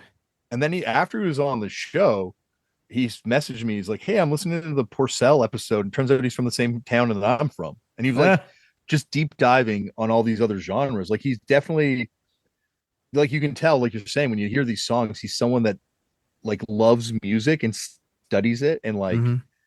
like not like me where I get caught up in my personal feelings on this shit. Like with stuff that I hate, I just dismiss it right away. But even stuff that he doesn't like, he's like, how What does this makes work? yeah, exactly. Yeah. I mean, even like the UK garage track, it's Yes. like insane, man. Yeah. Yeah. Like when he nails like things like that, like these little nuances where I'm like, how could you be nuanced enough in all these different genres at once? Like, because like they're the things that he's hitting on. are things that only people that know this stuff would pick up on. 100%. I mean, he's like, yeah, he's like a new like Weird Al, but like Yeah. for the TikTok generation, for like the stuff that is relevant to to kids now. Well, speaking of which, like my kids hate this podcast, like not Yeah. this one, but Turn It a Punk. They really don't like it because Yeah. I always talk about it, and I'm always trying to like relate it to them in some way, like in typical lame adult fashion. Like, oh well, you know the show you like. Well, the guy that was on this show used to be in a band with this guy, No, and they're like, no. yeah. So I did the Kyle Gordon episode. I'm like, I had this guy on the podcast that I think you like, to Camden, my youngest kid, and they're like, no one cares about your dumb podcast. Like, oh, and then I showed them a picture of Kyle, and they were like, oh my God, really? They're coming on your podcast? And like my neighbor down the street too, like we were talking about earlier, like with the podcast fame or these really popular podcasts, if you're like someone like Kyle Gordon who's goes viral constantly, like the level of recognition you have these days is through the roof. Like Kyle Mooney was just on the podcast a couple weeks before, and incredible comedian, like a comedic genius, someone who's got 10 years on Saturday Night Live, 8 years on Saturday Night Live. But like, I don't know if he's as recognizable as Kyle Gordon, like, because Kyle Gordon's got 3.9 million followers on TikTok. Yeah, I mean, the fact that they would even be comparable is crazy. You know what I mean? Like as far as facial recognition, and I agree. Like everybody knows Kyle Gordon somehow, Yeah. It's just, I don't know. Go on, sorry. He was dope. He was such a nice dude on the podcast, but it was interesting, like, because it just made me think about like just like the age gap where he was like, yeah, like like I would had like my iPod, I would put like genres and like put what I thought represented that genre. He's like the Germs, and you were like, yeah, like that, well, someone, yeah, like someone our age, we think of that CD, the black CD with the one that everybody had, and he's like. Yeah.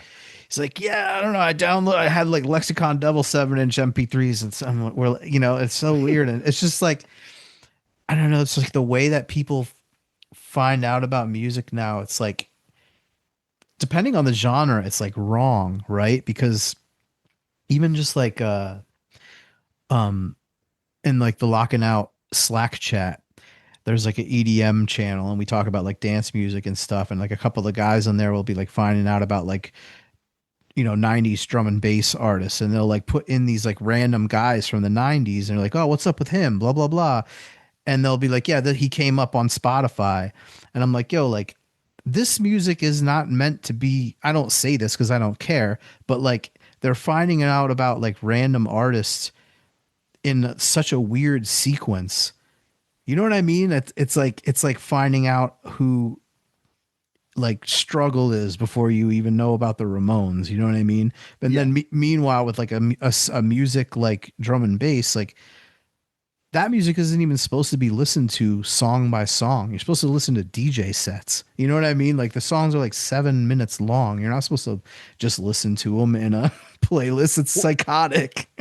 Well, also like, and hardcore is like this too. Like so much of like dance music is for like a live communal setting. Yeah. And like punk and hardcore, like, so you'd see a song, everyone in the show would be singing along to it. You'd be like, oh my God, that memory, I'm going to take that memory by listening to this song. Or you'd be at a party and you hear the song playing as you're having like an incredible time dancing. And now it's like, yeah, almost like removed from the context. Like the context can be completely stripped away from it. And it's just like, yeah.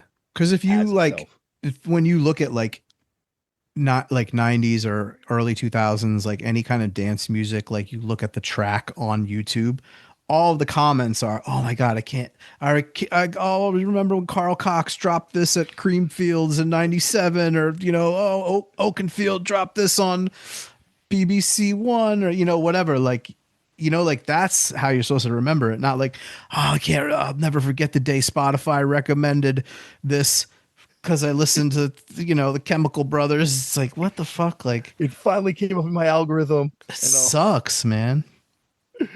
Yeah. Oh, speaking. Okay. All right. You want a clippable moment that could take us viral. So Let's do it. Yeah. Here comes the hottest take ever. It's not a hot take. Hotter than Oasis sucks. Yeah, that take is smoking hot, and sucky. But remember, I think on the last episode I said every once in a while I'll check in on hardcore Reddit when I get bored. Yeah.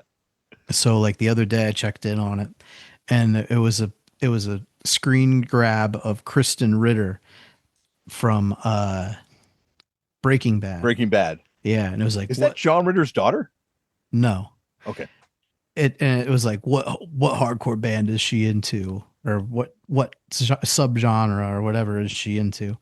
And I'm here to answer that question because I went to high school with Krysten Ritter. Whoa. Yeah. You went to like school with the guy that gave Justin Bieber the tattoo? I didn't go to school with him. He was in Magnus. He was in Magnus. He gave Britney Spears a tattoo.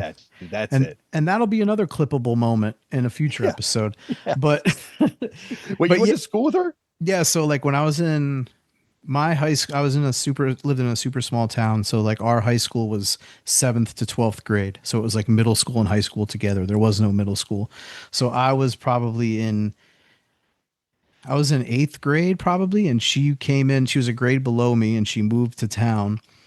And, she was like, this was like Baywatch era, you know what I mean? And she was like a super skinny chick with like black hair and like dressed kind of weird and shit. So she was like first like a little bit of a, like not outcast, but I don't know, like people didn't know what to think of her or whatever. But let's just say I knew what to think of her. And eventually she became one of the cool girls. And she was like friends with the kids. My group of friends in the year below me were like skaters, and we got into punk and stuff together, and she was friends with them. And one night we were at the mall and we ran into her and we were just like talking. She's like, oh, I got to go. Like my mom signed me up for this lame ass model search contest at the mall. We're like, all right, see you. So then like we saw her the next day at the school, and she's like, yeah, like I won that thing and I have to like go to New York to get like headshots done or whatever next month. You guys want to go? And like I already knew how to go to New York on the bus, like because I was going to like go to buy records and sneakers and shit. So I went with them, and she probably doesn't remember any of this or remember who I am, by the way, maybe. But yeah, like I went to New York with them, and then yeah, she like did like modeling and stuff throughout high school here and there. But she dated this complete psychopath, Damian, who was like a straight up demon. And I remember we used to like jam together. He played guitar and we were going to start a band. He's like, dude, I got the perfect name for the band. I'm like, what? He's like, Social Distortion. And I was like, dude, that's a band. Like I brought in like a Prison Bound tape to show him like the next day. Like, it's already a band. He's like, fuck them, man. He was like, anyway, he was just like a total psycho, and I'm pretty sure he's dead now. But anyway, so she dated him, like the scariest guy in high school. And like my one friend John and her had like this like unspoken like love throughout high school.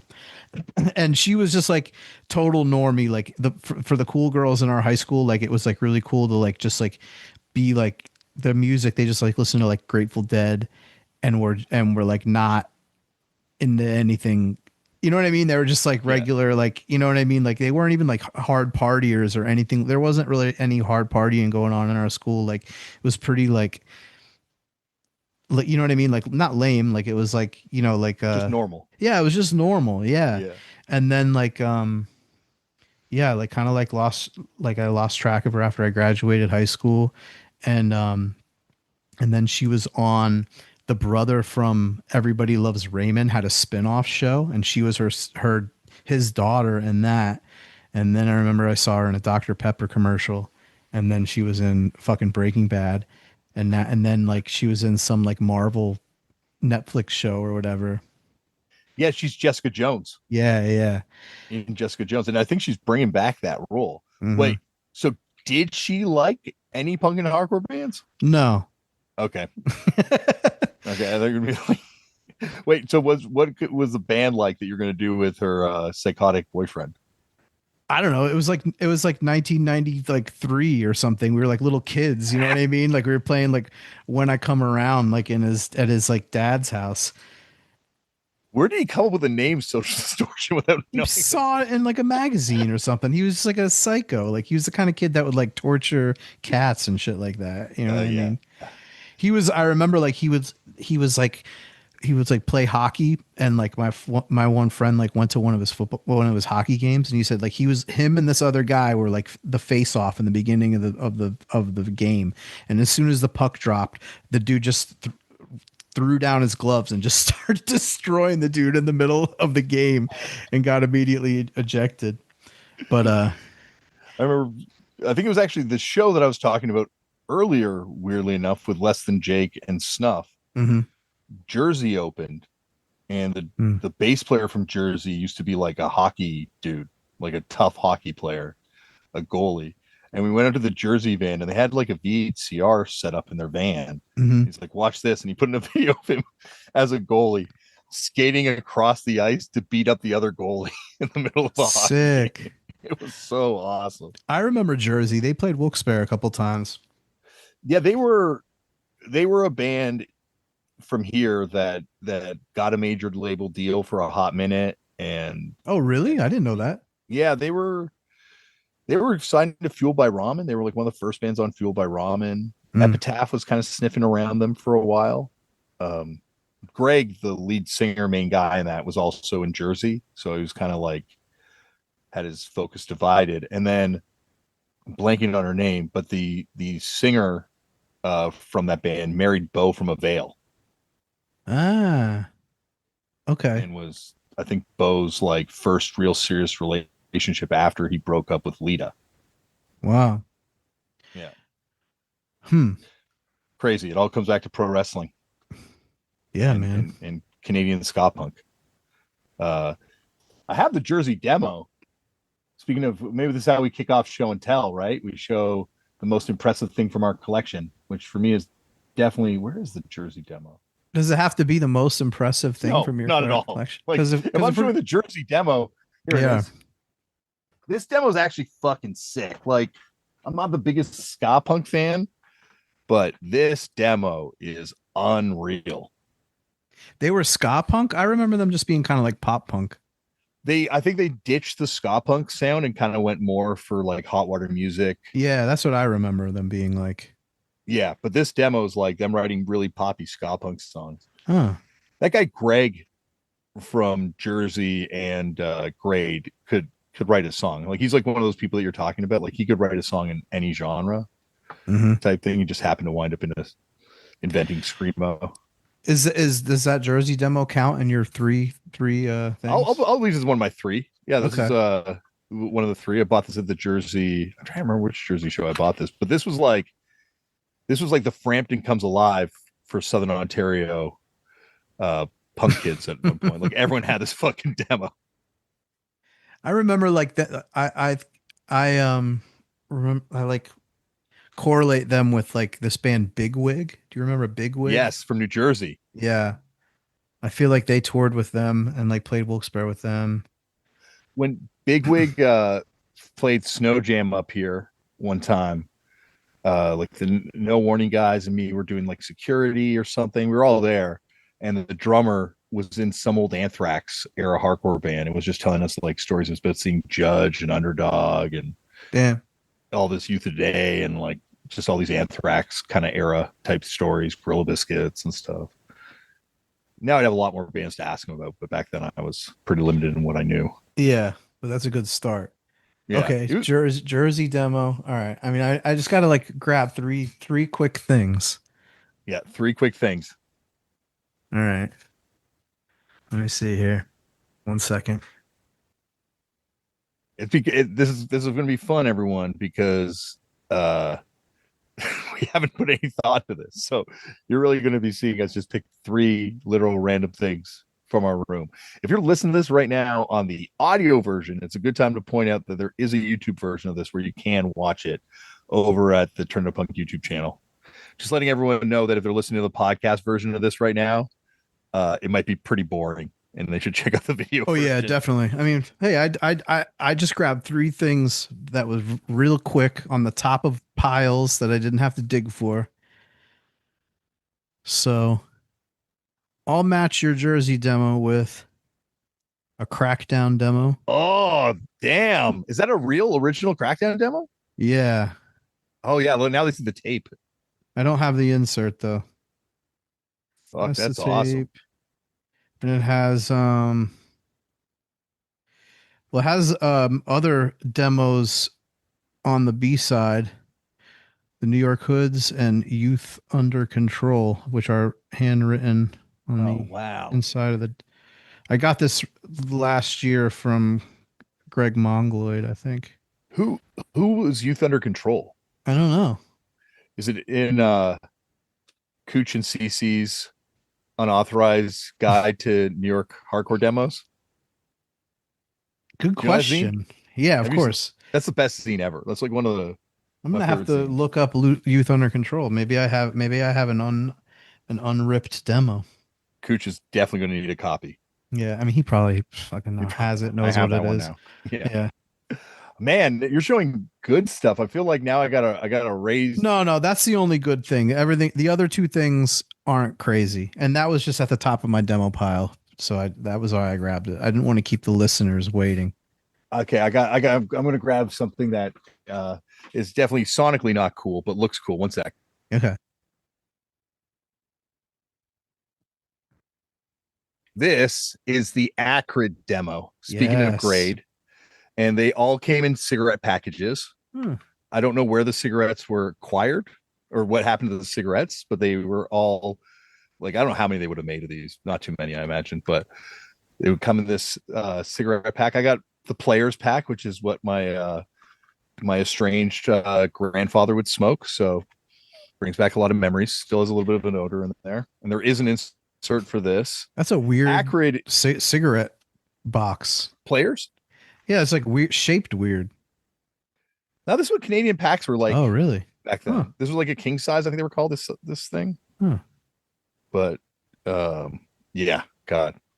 Driving around my grandfather's car, he's just power smoking players, and I'm putting the crisscross tape and we're just listening to crisscross. Yeah, my grandfather was on those Pall Malls. Oh, I don't know if we have Pall Malls up here. Like I think we might have different tobacco. Because I know my dad would always buy like smuggled in Camel cigarettes from America because he liked the Camels. We had extra chemicals in ours, probably. Yeah. I think they were. I remember Camel cigarettes being really strong when I stole one of his. Being like, oh my God. Yeah, I think Pall Malls like might be like unfiltered.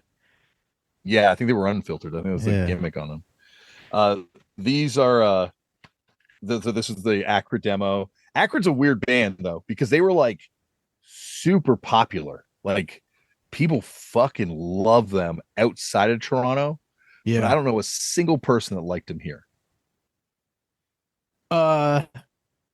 They are they the band that had like the saw blade? Yeah, the split with Left 4 Dead. Yeah. It was a split with Left 4 Dead, and it's amazing because they're from Oakville, and on the Left 4 Dead side it says like Oakville sucks shit because they kind of didn't like each other. Apparently. Yeah, Acrid. I never had that record, but I remember it like being pretty good. It definitely is a record that I like more now in retrospect, but at the time I remember being like, oh, I like the Left 4 Dead side only. Acrid. Because Acrid was like, I don't know, they were like younger, cooler. Like the Oakville scene, probably now I look back on it, it was like a lot of it was probably like insecurity and jealousy, but it always like they were like the cooler, wealthier kids. And then there's Hamilton, and then there's Toronto on either side. And I always felt much more like a Hamilton fan. Toronto didn't have much of a hardcore scene back then. It was like actually like a really weak time in Toronto hardcore. Where were Grade from? Burlington, which is on the other side of Oakville, just before Hamilton. Okay, but what Burlington got a pass. What about Believe? I believe also from Hamilton. you're right, because the Great Believe split. But Yeah. Believe wasn't really around for too long. I don't think after that. Like after that split came out. Yeah, I remember I had that CD and there was one song, this grade song that was so insane. The lyrics like were about like how tough it is knowing the like injustices of humanity and like nobody else knows and like he has to carry that weight and like normal people like don't get it like he does, or something. I remember that's how I took the lyrics. I'm like, what the fuck? I've asked Kyle from Grade to come on this podcast 30 times, 25 times, and he's never coming on. He told me. Really? Yeah, I don't. He does not look back fondly on Grade at all. I get that. I liked that song, by the way. Oh, But same. yeah. Yeah, like there were definitely some over the top lyrics to Grade. Like the whole vibe was. Yeah, but that was that time, man. Like Yeah. they get a. I wasn't a big grade head. Like that was. I think that was the only grade thing I had. I didn't have any of their records. I think I might have had one 7-inch, but that was all I had. It's interesting because that like Separate the Magnets record came out and it blew up in Yeah. terms of like oh, this band's got momentum. And then it was like, are they going to sign to Revelation or Victory or Some Records? And it took forever. And I think they eventually signed to, well, ultimately signed to Victory. And it felt like by the time they signed to Victory and they put out that record and they got the artists who had done all those new metal record covers to do. Oh, no, that's the next record. Sorry. Yeah. The Victory record came out. And I think it was like, I don't know, it was that same thing we were kind of talking about earlier. Like if you're going to go for it back then, it was really hard. Yeah. Yeah. And yeah, there was a lot of people backlashed on it and all this kind of stuff. So I feel like there was like that era. It was like them, like Boy Sets Fire. yes, Like they and like somebody else. Like, but yeah, they were kind of like going for it, but I'm not sure what they were going for. yeah, But yeah. yeah. I think Boy Says Fire is a real interesting one. Like they had to talk about that record they had with Jazzman's Needle, which is an insane name for a band. I know, right? But they had a song on that about being straight edge. That might be the most insane straight edge song. Really? I don't know it. Life is full of so many simple crutches. They help me think, they help me sleep. And then something, it's just like, it's incredible. What the hell? So is it pro or anti straight edge? Pro. Oh, okay. Very pro straight edge, but apparently the band wasn't straight edge, which became like the big controversy that kind of came out. Remember that was the thing? Like it came out that Ignite wasn't straight edge. Yeah, it was such are you fucking kidding me? Yeah, it was such a big deal that they weren't straight edge. Yeah. Bands would sell out. Like I heard the guys from Shutdown sold out of the Hatebreed tour after party by drinking champagne. Like, especially if you were like in a like old school sounding band and you weren't straight edge, it was like, what the hell? What the hell? Why are we listening to this? Yeah. All right. So you have to go number 2. Okay, number 2, I'll show off this. This is that?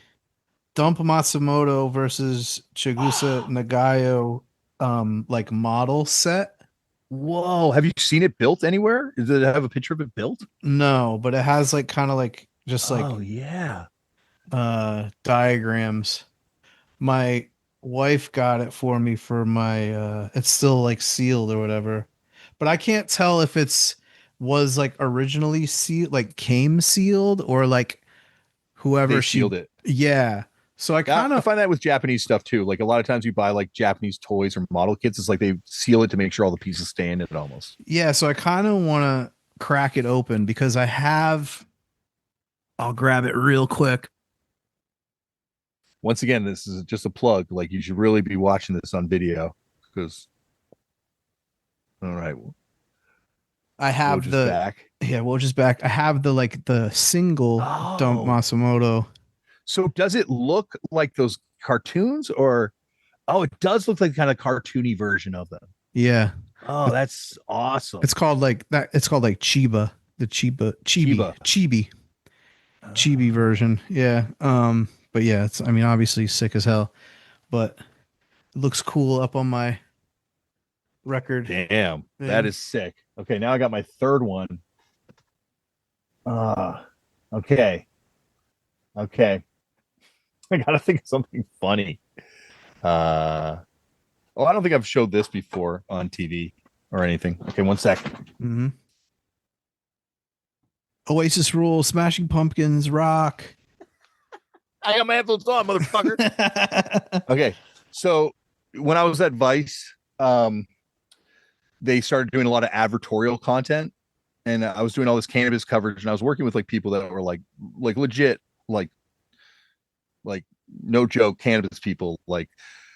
And then so cannabis legalization was kind of coming on the horizon, and Vice decided like, oh, let's do more corporate cannabis stuff. So they started doing all this corporate cannabis pieces, and they did something with this terrible head shop opened up here that was like trying to be like, it was their mandate was, they were like, we're going to gentrify weed, and they started making these bongs that didn't work at a clay. And I know for you this means nothing, but they were just terrible bongs. And they went on this, they went on device, they shot a whole piece about these new clay bongs these guys were building. They started talking shit on glass pieces that people smoke weed out of. And they were like, yeah, like everyone smokes weed out of dragon shaped bongs, and we're going to make that go away. And so the glass community, the weed community freaked the fuck out, and they're like, fuck Vice, fuck this store. What are they doing? So Vice, like the people at Vice, the guy who was running it back then called me, he's freaking out, like, what do we do? What do we do? They all fucking hate us now. And I was already working on the wrestling show, and I'm like, well, because you guys fucked up. So what you got to do is you got to go film with Redbeard, who at the time was the main glass blower in Canada. He has this glass gathering out in Victoria. Go film with him and kind of show like the other side, the more legit side of this world. And so they go out and film with Redbeard.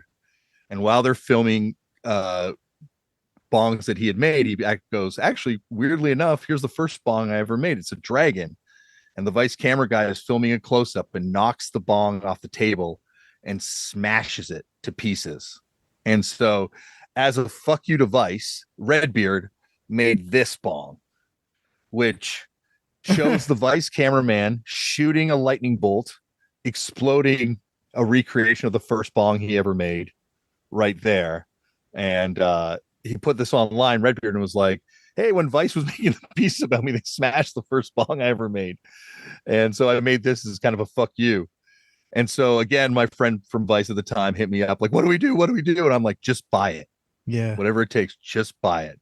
Yeah. So they bought it, and it sat at the Vice office until they shut the Vice office down. And then someone, they probably paid thousands of dollars for this, was about to just throw it in a dumpster. And another friend of mine who worked there was like, I'm going to take that and give it to somebody. Oh my God. That's how I got it. So you were like, you forgot smoking lamp. Yeah, this is my bong. Expensive piece. Oh man. I need to clean it. It's impossible to clean though too. But crazy. That's my third piece. All right. For our show and tell. My third thing is something new. Okay. It is a book of flyers and stuff from the Japanese gabber and hardcore techno scene. Oh, weird. I gotta say, it's like visually like the cool, like one of the coolest things I've ever fucking seen, man. Like just like the flyers in it are just like super animated out.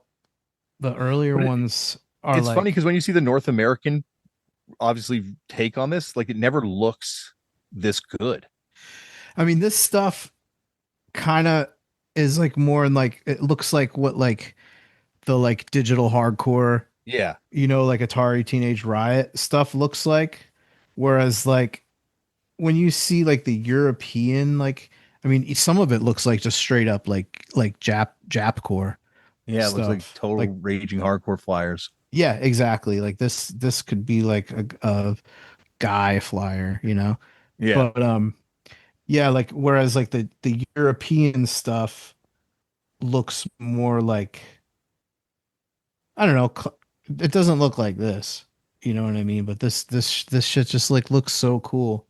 So oh yeah, it's put together by this guy Gabber Eleganza, who's like a he's like a historian of like, like gabber and hardcore techno like are like kind of like the oi of electronic music, you know what I mean? And we're kind of like looked down in a way throughout history because they're just kind of cretinous, you know what I mean? And like Yeah. kind of like basic and just like bugged out, but he kind of like recontextualizes it and like I mean like some people, obviously knew all along that that shit was sick and kind of fucked with it, but he kind of like is really good at like recontextualizing it and like presenting it now, like I don't know, just like documenting its history. Like if you his like he's still like the Tumblr. It started as a Tumblr of like an archive of just like hardcore gabber history, and like it's worth like just going through that Tumblr still. Like it's like one of the Tumblrs that still exists for a reason, you know what I mean? It's just like fucking awesome. But yeah, he just came out with this book through his company Never Sleep. So I suggest copying it. You have to probably order it from Japan. No, no. I mean, this shipped from the States. So I think it Oh, depends on where you live, where you like. I know, like, I think joint custody just got a few copies in. I mean, it's like just like visually dope, yeah, it's sick. it's really sick. So and I think it was like $40. I mean, yeah. I mean, it looks like it looks like hardcore punk, Yeah. it mixed with like Atari Teenage Riot stuff. But yeah, so shout out to Gabber Eleganza and this book, Manga Core is the name of it. Core as in like CORPS. A couple years ago, we went on tour with Sacred Paws, and we were the bass player was also a Gabber DJ, Lady Neptune. Mm. And on the last day of tour, she's like, "Can I just grab you doing drops for me, like for my mixtapes and stuff?" And I'm like, "Oh yeah, for sure." So I just did like a bunch of drops, and I'm like, "So what are the shows like that you play?" And she showed me a video of her playing, and like it's like this kid gets on stage beside her, and he's dancing, and then he just pulls out a lighter and lights his fucking pants on fire. Like it's the craziest shit I've ever seen. Like he's dancing and his fucking pants, all his shit's going up in flames, and he has to take them off on stage. And What the hell? I've never seen anything like that. I've seen a lot of crazy shit at hardcore shows, but I've never seen someone light themselves on fire on purpose. I've seen it happen on accident, but never on purpose. I might have. I don't know. Yeah, no, I've never seen someone. I've definitely seen it happen on accident. The They Live show or the guy. I can't remember what, but I think I have seen someone set themselves on fire on purpose at a hardcore show. But I don't think Gigi would have ever done it. yeah, you don't think He might have Gigi's been ever too done? wet. He would have been too moist. Yeah, he's too moist. He's not flammable. He just does not. Gigi is flame retardant. I tried to light myself on fire, but I just wouldn't take. The flames wouldn't take. Gabber, like they do this weird dance called it's called like haka or some shit where they like they put their like legs up like this and it like looks so unnatural, and it's just kind of like it's so European because it's so fucking white and there's like no like like what we think of as like groovy soul like in dancing like smooth. It's like the opposite of that, where it's just like it looks like like a robot like glitching, you know what I mean? It's like so European. It's sick. Someone's got to just like make like the Toxic Waste Fest to end all Toxic Waste Fest. Like it's just like deathmatch wrestling, gabber techno. Just the now would be cool. Like all this shit's Yeah, now cool I in know. mainstream, but like in Yeah. the 90s, this or like in the even early 2000s, this was like the worst shit.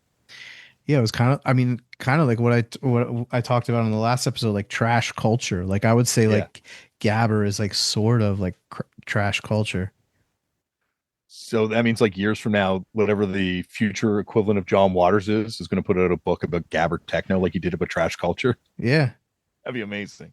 I can see it. Well, this has been a lot of fun, Woj. Yeah. And anytime, you don't want people to find you on the internet, right? Still. No, I think it's fine. Me, Wojavelli on Instagram and my SoundCloud, where I post music I make is Wojavelli with a 0 for the O because the rapper Scaramanga got my original SoundCloud shut down. And you can find me at Left for Damian on Instagram, and Turn It a Punk is on all the other social medias. And if once again, if you're listening to this in the podcast form, there is the video in the archive along with all the other episodes over at youtube.com at Turn It a Punk /Turn It a Punk. It's at the Turn It a Punk channel. Let's get some comments going. We need more comments. Like, there's not a lot of nice comments. There's just a lot of people correcting me. Like, oh, I forgot to say, yes, someone pointed out that 5150 is from Las Vegas. And I think I said they were from San Diego, but I was thinking of 5051 who are from San Diego.